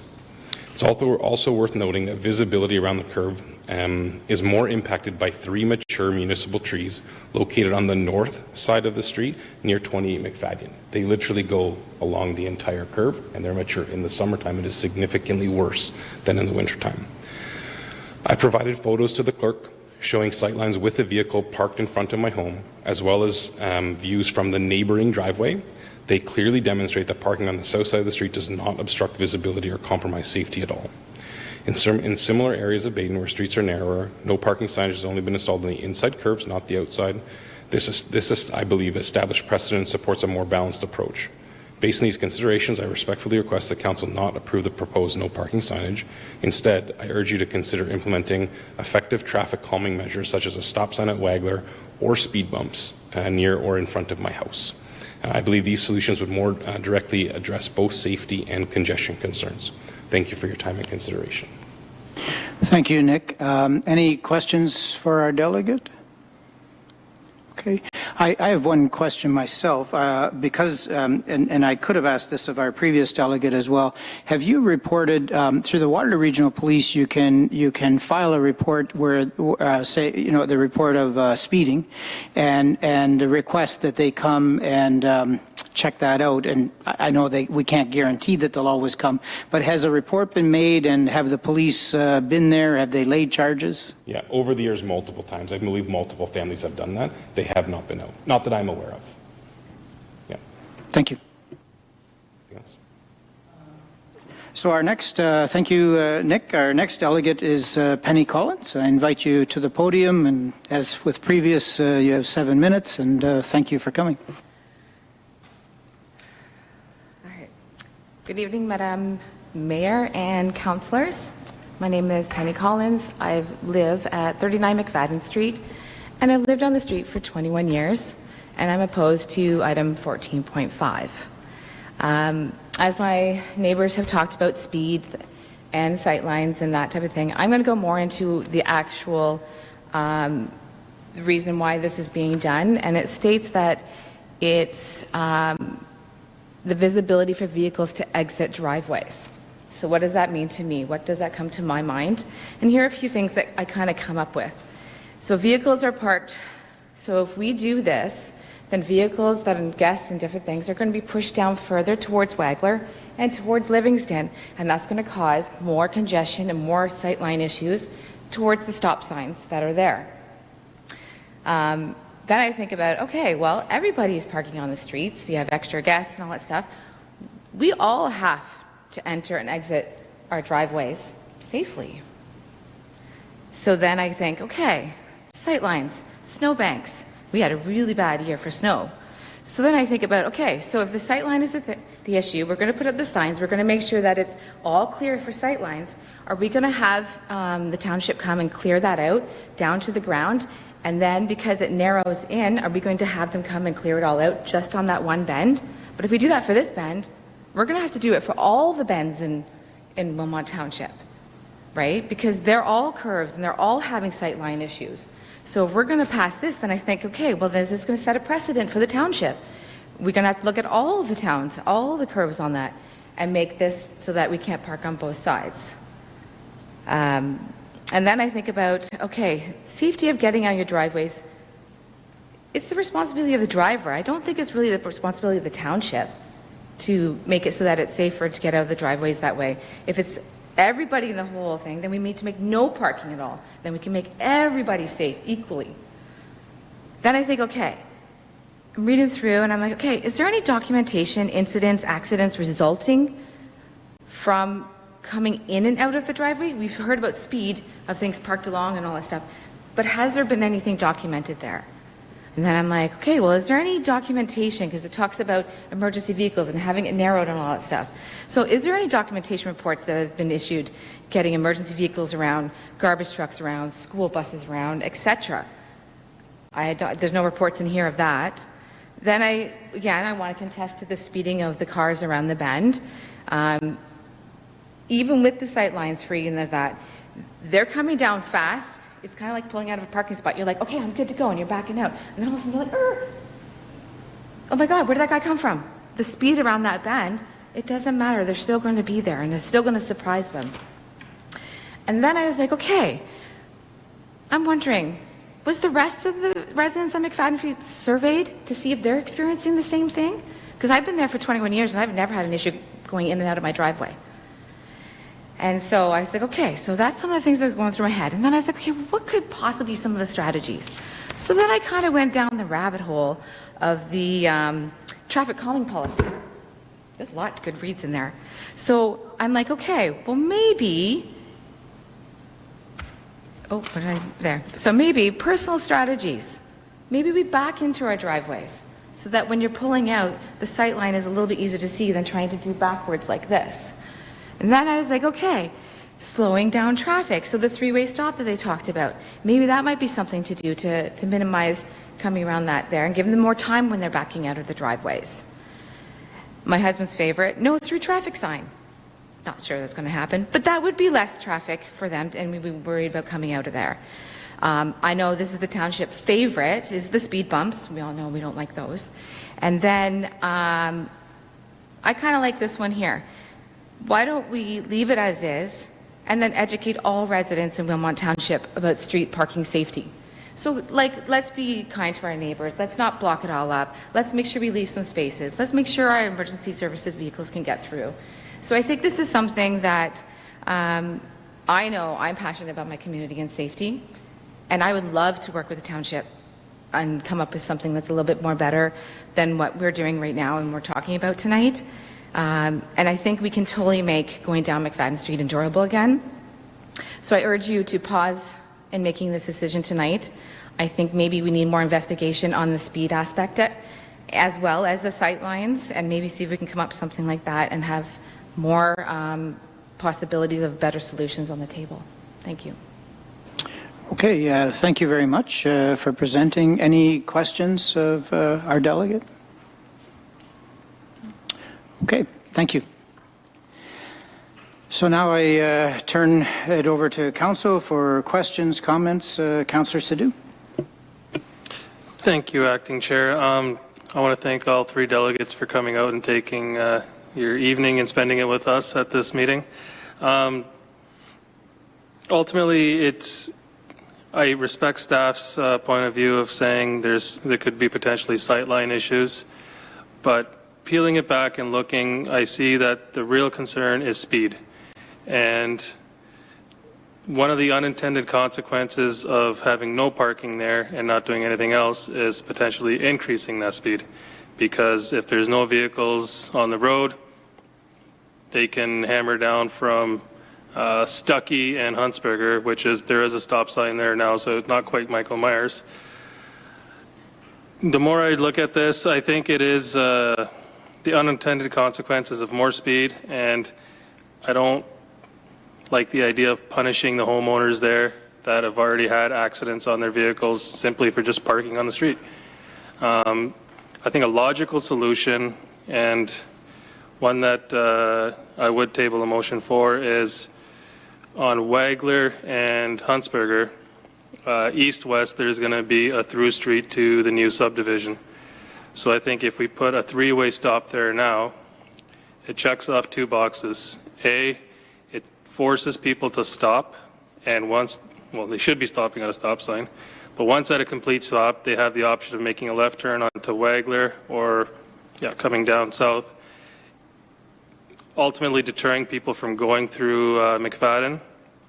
And that will, A, slow people down, and the people that are coming off of Livingston on McFadden are going to have to go through a stop sign anyway. So even if they are coming up McFadden and at the curve, they know they're going to have to slow down. So it'll help calm traffic and essentially check off two boxes that we know we're going to have to do in the future anyway, once the new subdivision is up. So I would table a motion that we don't put the no parking signs. We put a three-way stop at Wagler and Huntsberger and move forward from there.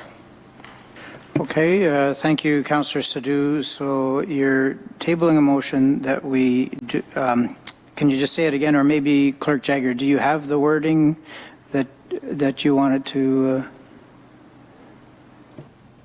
that you could read for us? Through you, Chair, to Council, is the intent to add this to the overall motion to receive the report? Yes, to receive the report and to implement a three-way stop at Wagler and Huntsberger instead of the no parking. Okay, so through you, Chair, to Council, so the motion would be to receive the report as information, still to direct Council to, staff to present the bylaw that's on the agenda that doesn't include the McFadden, and that Council directs staff to present a bylaw at a future meeting to amend the traffic and parking bylaw to implement a three-way stop at Wagler and Huntsberger. Okay, do we have, thank you, Clerk Jagger. Do we have a seconder? And Councillor Dunstall is seconding it. Okay, so are there comments, questions on this motion? Councillor Wilkinson? Yeah, thank you, through the chair. I think this is a good idea. I mean, I heard the delegates. I've also talked to a couple folks on that street who echoed the concern that they weren't necessarily canvassed for the solution. So it seems to me like the complaint came primarily from users who don't live there. In knowing that stretch of road, I think the three-way stop is probably the logical starting point to see how that affects the traffic running through there before we consider any other measures. So hopefully that will solve the problem. And ultimately, to Councillor Sadhu's point, you don't want to punish the folks that live directly there and take away their on-street parking. So I'm in favor of making this amendment. Thank you, Councillor Wilkinson. Are there any other comments, questions on this motion? Councillor Cressman.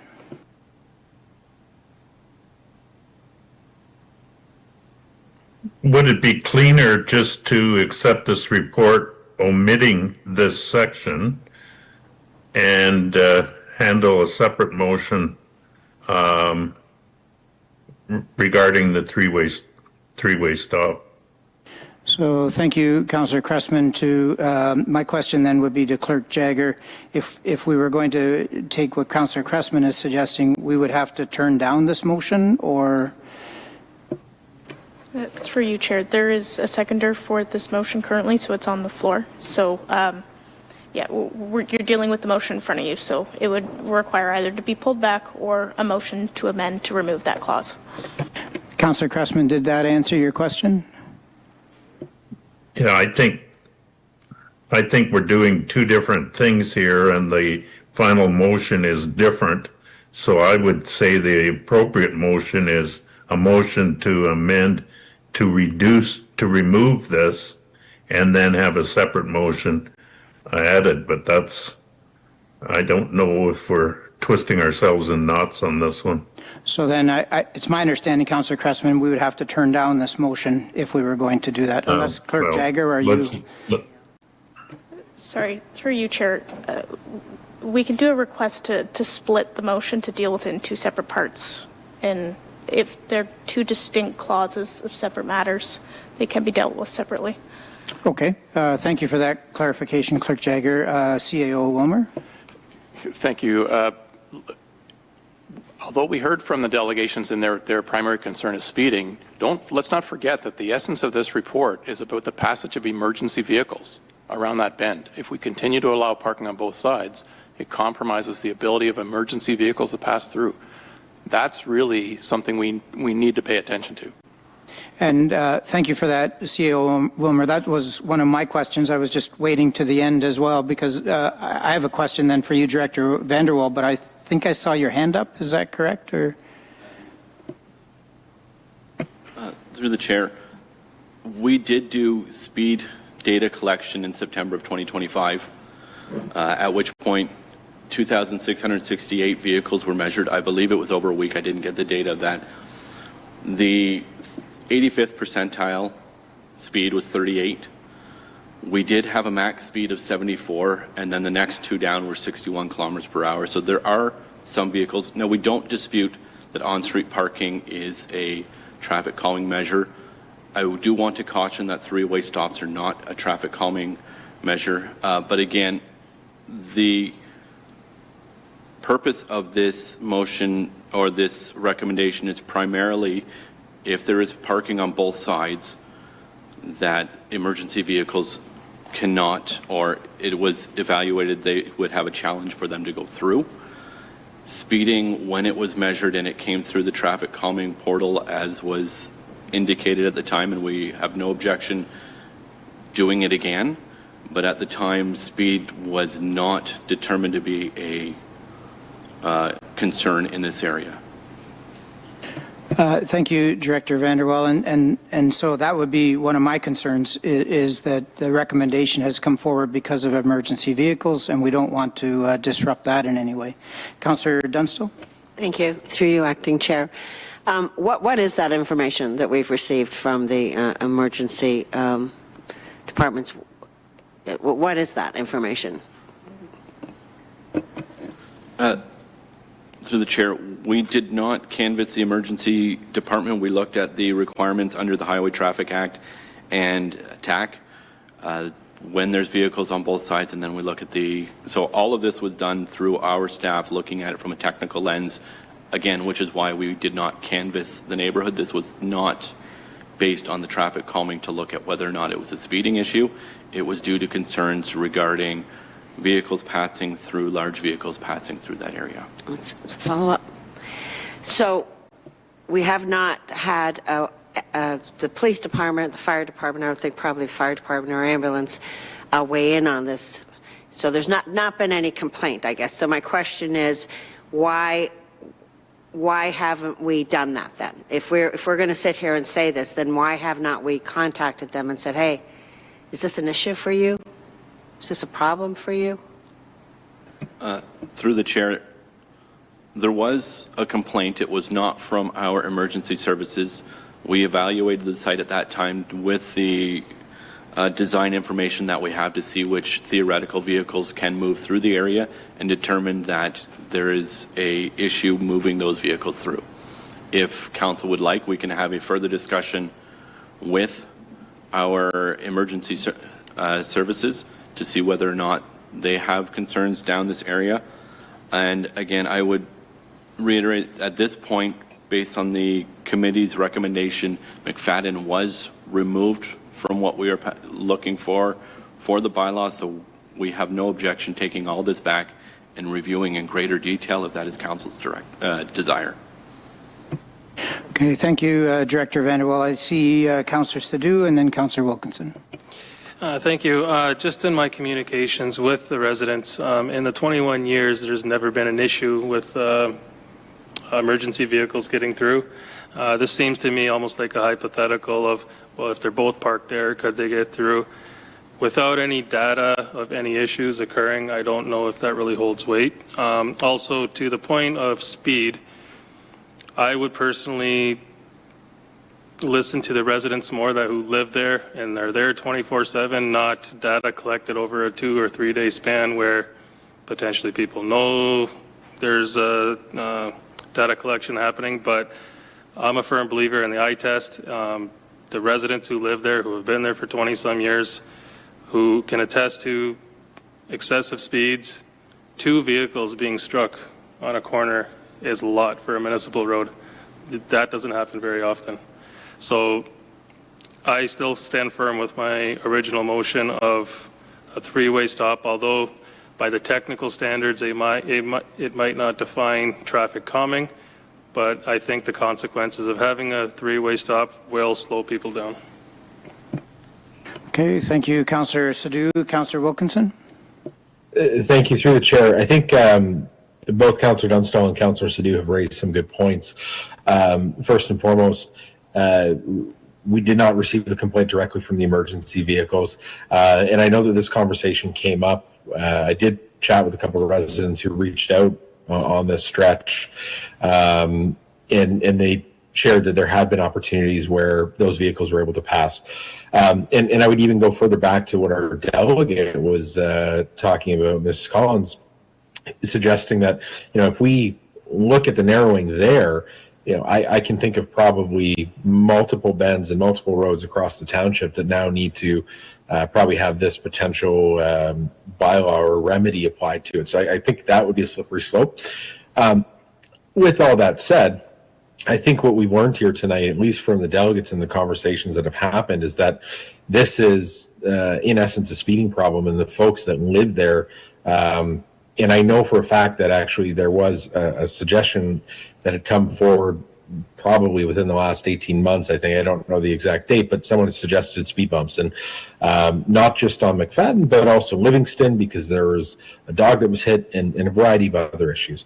But ultimately what I'm hearing is the residents in this direct area, in this neighborhood, want a stop sign, which will essentially dissuade people from using the road to exit the neighborhood. I mean, if you look at the layout, it makes sense that folks that live in the northwest corner of that neighborhood jump onto McFadden. You have to forgive me. I just closed it and lost the name of the street further up. But ultimately, it goes Huntsberger into McFadden. It was a straight line. We actually, as a council, made a decision to put a stop at Stuckey, which split that road up. And there are folks in that direct area who are very happy with that. So I think what we're looking at here is there's a call to action by residents. I think we lost Councillor Wilkinson again. Can you hear us, Councillor Wilkinson? Okay, I think all right. So I guess we'll have to move on from that. Thank you for the points that you made. So I guess we're at a point. Putting in a 3-way stop at Wagler makes perfect sense. Okay. Councillor Wilkinson, we didn't hear what you said for the previous minute. You were frozen, so I'm not sure if you're able to summarize that. Yes, my apologies. I don't know when I cut out then. So ultimately what I'm saying is I think this is a solution that the folks that live there directly are asking for, and it may solve a problem that we didn't necessarily anticipate or look at. But, I think the ability to separate Huntsberger and McFadden with another stop sign will dissuade people from using that road and this route, which would solve a lot of problems for the residents that live directly there. So while it may not have been the intended purpose of tonight's discussion, I think there's a call to action there. So we should act on it and make sure that we do this for the residents. So I'm in support of Councillor City's motion. Okay, thank you, Councillor Wilkinson. I personally am hesitant to vote in favor of this motion. Not that I'm opposed to stop signs, not that I'm opposed to slowing things down. I think those are both important points. My tendency would be to turn it back to staff, because I think the motion would be possible there to take it back to staff. It sounds like staff, you would be willing, as Director Vanderwell, you pointed out, you'd be willing to take it back, and I'm not sure if that includes opening it up to community discussion or hearing from residents. But that would be my tendency, is to say I think that's what we should do, because I think it isn't such a good idea for us to decide in a council meeting a stop sign should be here and then put it in. I think we're better off when we listen to the staff, look at the rules of the road, look at all of the different things and the amount of distance needed for emergency vehicles. So for me, those would be important considerations. But unless there's other comments or questions, we can, we do have the motion on the floor. Do I see that we're ready for the vote, or? Okay, so Clerk Jagger, would you be willing to read the motion again? Certainly, through you, Chair, to Council, that report IS 2026-04 traffic and parking bylaw amendments be received for information, that Council directs staff to present a bylaw to amend the traffic and parking bylaw for Council's consideration, and that Council directs staff to present a bylaw at a future meeting to amend the traffic and parking bylaw to implement a three-way stop at the intersection of Wagler Ave and Hunsberger Drive. I see a hand, Councillor Dunstall. Sorry, can I add something? Can we actually put something in there, and I know this meeting's gone really long, so that township part of looking into this is actually speaking to the emergency services, the fire departments and those types of things, that would be part of the process. Do we need to put that in there for that to happen, or is that just something that you would automatically do? Through the chair, you don't need to put it in. We can take it as direction is given. It is not something on a technical review we would always do, but we have no objection doing a more holistic review of speeds, all the components discussed here tonight in this, I'm going to say neighborhood, not necessarily McFadden itself, if that is the desire of council. Thank you. And Councillor Cressman, I think you have your hand up. Yes, just so I'm clear here, this has been separated because of the conflict of interest and has not been included with Puttycombe Road and Bridge Street as an all-way stop, correct? Because I certainly don't want to see this delayed any longer. I'm just confused about what is included, because often when we have a conflict of interest, or a pecuniary interest, you separate out what is a pecuniary interest. So. Okay, thank you, Councillor Cressman. Clerk Jaggard, are you? Sorry, through you, Chair, just to hopefully clarify, there is still a bylaw on tonight for Puttycombe item to be approved and finalized. And that forms part of this motion. Okay, thank you. Okay, does that mean we're ready for the question then? Okay, all those in favor? So we have 1, 2, 3. All those opposed? 1, 2. And Mayor Salonen, you're not voting at all. Yep. Okay, thank you. So the motion has carried, and now just to clarify, do we then need to do something further with this, or we're finished on this item? Okay, thank you, and I'll turn it back to you, Mayor Salonen. Thank you very much, Councillor Martin, for that. And yes, just to clarify, Councillor Cressman, that included the Puttycombe items.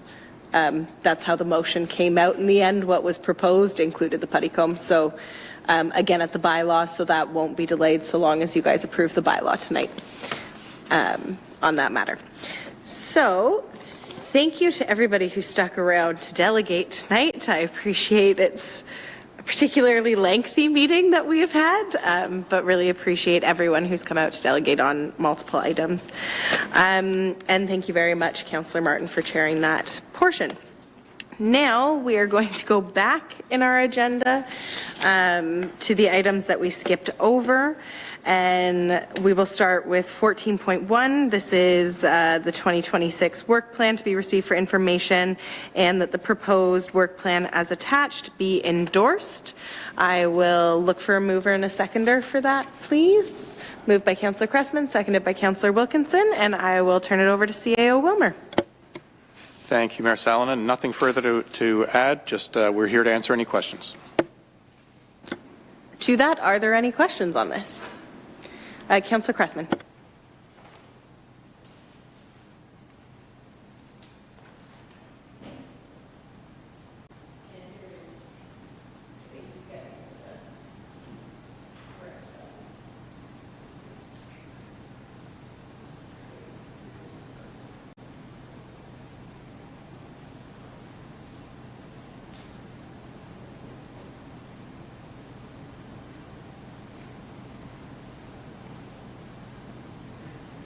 Sorry, the picture disappeared. No I hit worries. something wrong and two or three things on this. First of all, I don't know how we underline the importance of getting a strategic plan early on the next term of council. But I think we need the roadmap. It's imperative we have the roadmap. So that's just me opining on the importance of that, so that it sets the tone and what the next council wants to achieve. I have page 8 of 10. The two things that I was looking at are the asset management plan and the 10-year capital plan, just wanting to make sure that that's going to be available for the next budget iteration, 2027 budget, when it's put together, that we have strong assurances that those are going to be available in Q3 of 2026, so that can be integrated into the planning for the budget. So that's, again, maybe an opinion. Finally, I see that the linear infrastructure we speak to that about the linear infrastructure being part of the asset management plan. I don't see the rolling stock. So that's page 9 of 10. The rolling stock isn't mentioned, and I looked, maybe I missed it. So I just want to make sure that the rolling stock is going to be included at some point in time. I would again say the linear infrastructure, I understand that's a priority, and I would say by all means include that. But and then my final one was the fill bylaw of July 2025. I didn't find that anywhere. And again, I think as going up 7 and 8 this weekend, and I see that large amount of fill beside the property we purchased for our expansion of our service or our roads department and etc. I think we have to ensure that we tie a bow around that in this term. So I guess that's, after reading through that, and I really appreciate this. I appreciate that being put together and like the ability to go over and see what's in progress, etc. So thank you very much. So those were the highlights that I pulled out of that. Through the mayor to Councillor Cressman, just to clarify then, yes, there is an item regarding site alteration bylaw. I don't know if my page numbers are the same as yours, but it's in development services, and it's called feasibility of a bylaw to regulate site alterations, placement of fill, and removal of topsoil, and that's being worked on jointly between staff of development services and infrastructure services. Excellent. Yeah, I did miss that then. So 10 lashes with a wet noodle, as Ann Landers used to say. I'm going to say no, because I also had the fill bylaw as a question, and I just interpreted that other one as something else because I was looking for the words fill bylaw. So no to the lashing, but thank you for the commentary, Councillor. Any other questions, Council, or comments on this? Okay, seeing none, I do also just want to note thank you to staff. This is really helpful, and I'm happy to see this becoming a part of our regular information that Council and the public get. To that, I will call the vote. All those in favor? And that carries unanimously. We already dealt with 14.2, so 14.3 is the next one. And the recommendation is that this report be received for information and that staff be directed to present a bylaw to adopt municipal election recount policy as attached, and that staff be directed to present a bylaw to adopt a use of municipal resources during an election policy, which is attachment number 2. To get this on the floor, may I have a mover and a seconder, please? Moved by Councillor Martin, seconded by Councillor Dunstall, and I will turn it over to our clerk to present this report. Thank you, Mayor.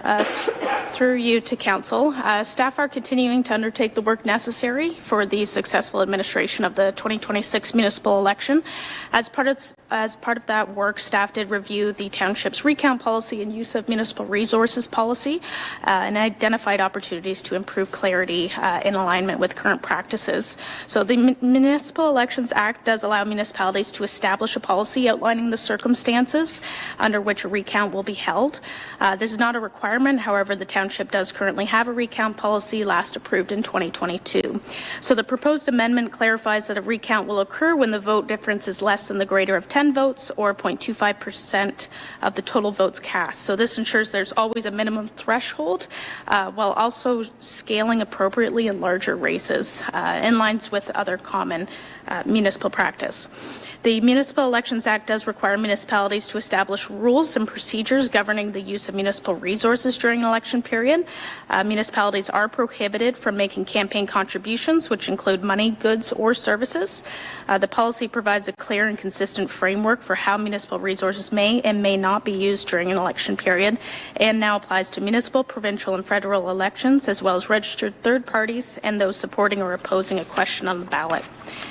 The Township's existing policy has been updated to reflect current practices, including the use of technology, websites, and social media, and to provide greater clarity on the use of municipal facilities and resources. More fundamentally, it reflects key principles of the Municipal Elections Act, being that elections are fair and non-biased, and that candidates and voters are treated consistently within a municipality. This updated policy provides a clearer framework for candidates and supports a fair and consistent administration of the election. Following approval, these policies will be published on the Township website and shared as part of election administration and awareness, as well as at an upcoming candidate information session to be held on April 23rd at the Ken Sealing Waterloo Region Museum to support individuals considering running for election. In conclusion, Legislative Services will continue to work collaboratively with candidates to support compliance.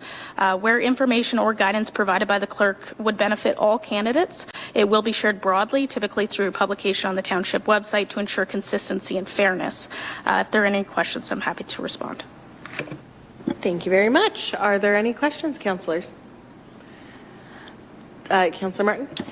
Through you, Mayor Salonen, this is more of a comment. I think what you're doing is good, and anything we can do to improve things I think is very good. So thank you for that work. Councillor Dunstall? Thank you. Actually, someone had asked me how we verify when they vote via electronically. I've had that question actually asked a few times, how we verify that it's actually a Wilmot person that's casting their vote. Through the Mayor to the Councillor, there are procedures around the online voting method in which identity, there are steps to ensure the identity of the voter. So details on those processes will be made available to candidates and voters for general awareness, but there certainly are procedures surrounding that. Any other questions? I did have a question because I can't remember what direction we actually went. For this election, are we using automated counters, or is it counted by hand? So this election will be a hand count. Okay. That answers my question then. Thank you. I don't see any other questions, so all those in favor? And that carries unanimously. I believe that takes us to the end of our reports. Thank you, both councillors Sadhu for the suggestion of bumping up the schedules to let our delegates speak, and thank you to everybody for accommodating those changes. We do now have recommended bylaws. Just one quick moment. All right. So I'd be looking for a mover and a seconder for the bylaws. Moved by Councillor Dunstall, seconded by Councillor Stu. Comments or questions? Seeing none, all those in favor? And that carries unanimously. And we do have a notice of motion this evening, so I will turn it over to Councillor Dunstall to introduce her motion. Thank you, through you, Mayor, and I'm going to make this very quick.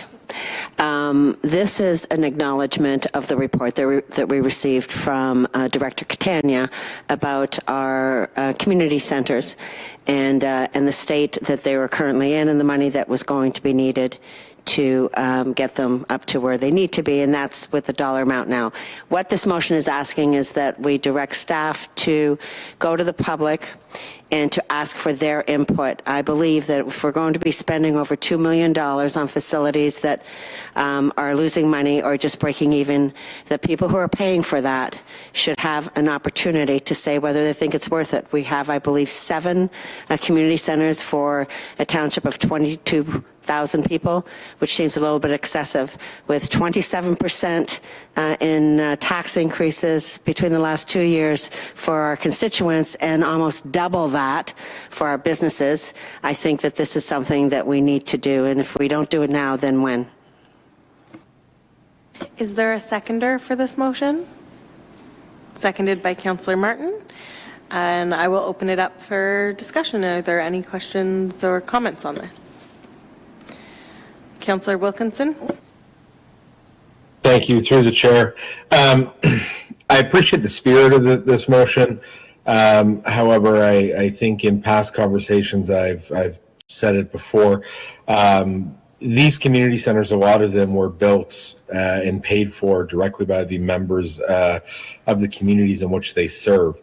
And to open it up to the public, my concern would be is that if we have an overwhelming majority from, say, Baden or Hamburg, and Baden doesn't have a community center, potentially start making decisions for, say, St. Agatha, where they donated the land, built the building, turned it over to the township. I could not possibly represent my citizens and allow that to happen. So I would have to say that I am in disagreement with this. You know, our community centers, that's an area in which the township plays, right? We will sometimes take on ventures that lose money or essentially aren't attracted to the private sector, and that's why we exist. So I see this as an essential service, and facilities that serve the community in which they're located. It would be a sad day if we start looking at offloading these buildings just simply because of the cost to maintain them. I think there's a real prime opportunity for us to reinvest and reinvigorate some of these facilities to potentially bring in rental dollars or see increased usage. So I know they're expensive, but these are facilities that really bring the community together and are key pillars in the areas in which they serve. So I'd hate to see them go or have that conversation take place and, again, rely on, say, a majority from outside of the community in which they directly serve, have them have the deciding vote on this.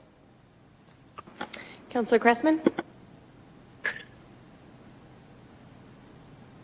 Yes, I would speak in favor of the motion. I realize my ward is going to be hit likely the worst with 3 community centers, but I would strongly suggest that as their counselor that I be included in any discussion that staff had at a public meeting so that I can hear firsthand. And I would agree with, I certainly know what the situation is with the New Dundee Community Center. It was built and paid for by community members and turned over to the township. It even was offered to determine did they want the new fire hall in New Dundee to be part of the complex. And so I think you don't want to take away from community involvement and pride and ownership in a facility, but you also have to be realistic in terms of the long-term future. And the one that I think likely is one I would like to hear from the residents the most is Hayesville.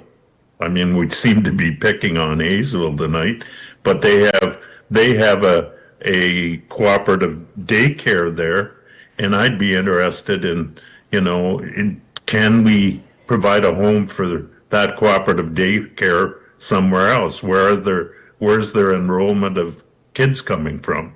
And could it be located in one of our other township facilities to facilitate that? And that would free up repair and maintenance on that facility. So I think these are logical questions and discussions that should go on, and then it's never wrong to have all that information in front of this council or the next council to make the decision, and away we go. Okay, we'll go to Councillor Sadhu, Councillor Martin, and then Councillor Dunstall. Perfect. Yeah, I would say this is more or less more information gathering, going to our residents and seeing what their thoughts are. I can understand Councillor Wilkinson's hesitation of New Hamburg residents dictating what happens in Ward 1 or 2 community centers. But I think ultimately when it comes down to it, we will be able to sift through community by community. Who knows what we can kind of learn from this? Perhaps if it's not selling off community centers, it's reallocation. So I'm sure if New Hamburg wants to donate some to Baden, Baden doesn't have one, so we'd be open to that. But ultimately, I don't voting in favor of this doesn't say, yes, I'm in favor of selling them off, but if it means more community engagement and understanding what the residents think, I am all for that. Councillor Martin? Thank you. Through you, Mayor Salonen. My question is to Director Catania. And so I guess the one question I would have is, do you see that within your purview, or do you see this as something that you would have time for in the next while? And secondly, the point I was thinking about, or also asking the question, this is for information gathering.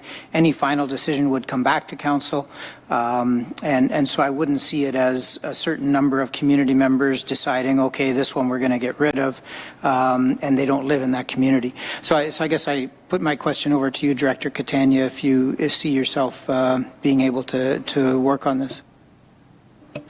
Through you, Madam Mayor, to Councillor Martin, no, our team has capacity to do this. This is an exercise that we want to pursue it, as much as staff came to council back in September with a fulsome report on our community halls.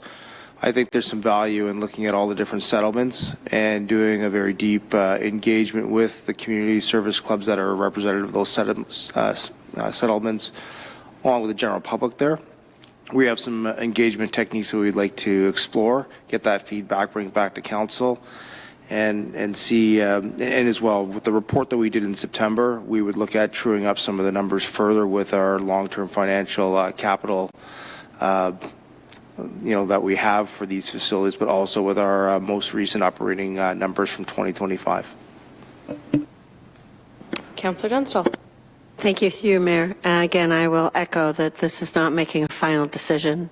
We sit here, we talk about $10,000 and $17,000, but in reality, we're looking at $200,000 a year for 10 years, which is almost 2%. And that's with the numbers we have now. There's no guarantee that nothing else will go wrong.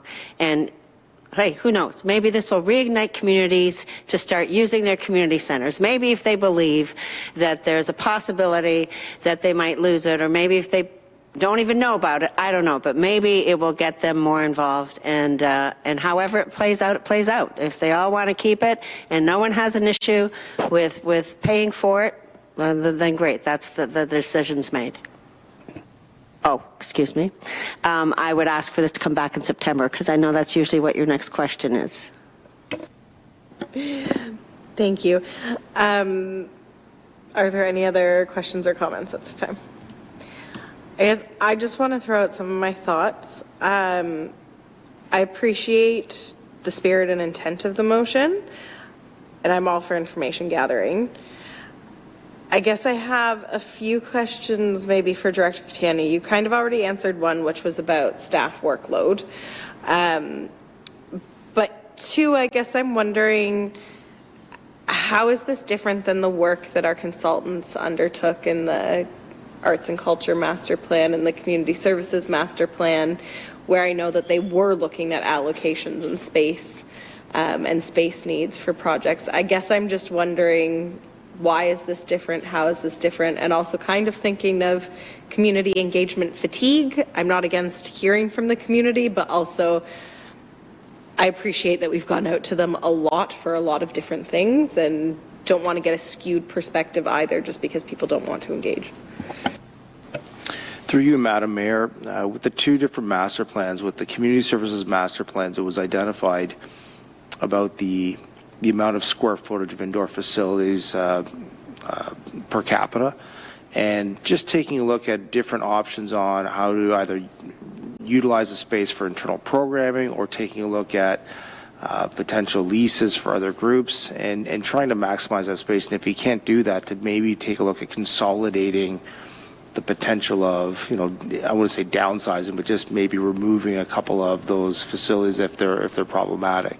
So the one master plan speaks to that. In the arts and culture master plan, as much as we're trying to look at fulfilling more just for culture, arts, and the community, yes, that does speak to taking a look at where we can maybe locate certain programming or groups that could, explore those opportunities in our facilities. I think the issue that we have with some of our community halls is that they're not really suitable. If you're thinking about dramatic arts or any type of productions, they're not specifically venues for those.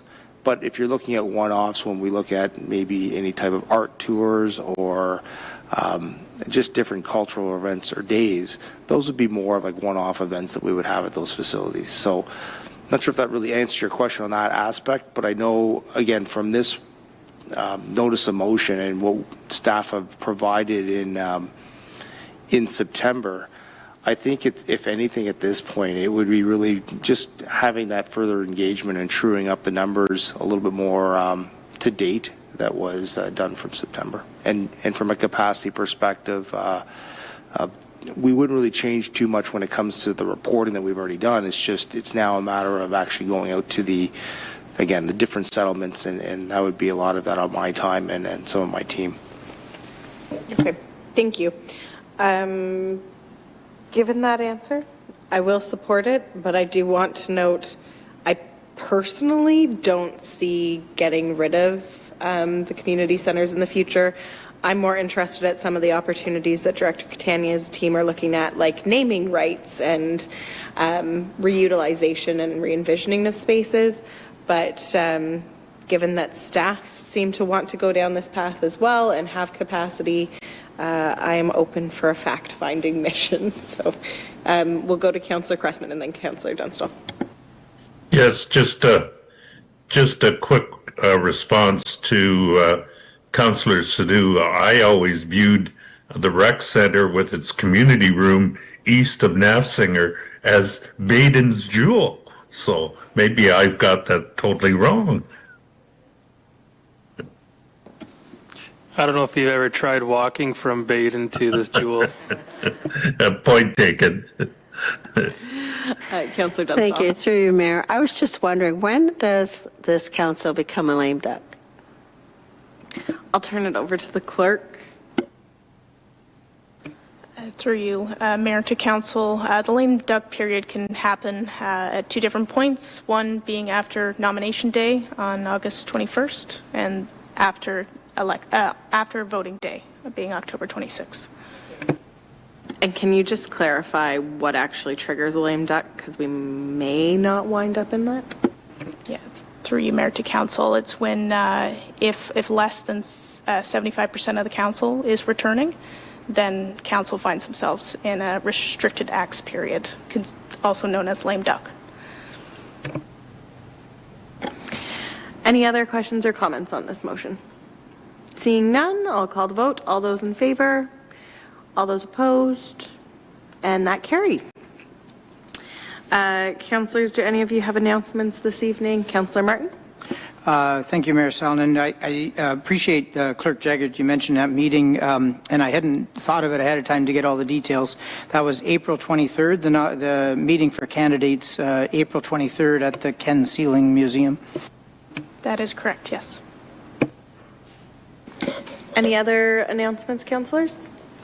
I do just want to note for those that celebrated this past weekend, happy Eid, and because we won't be meeting again until after, happy Easter to those who are celebrating.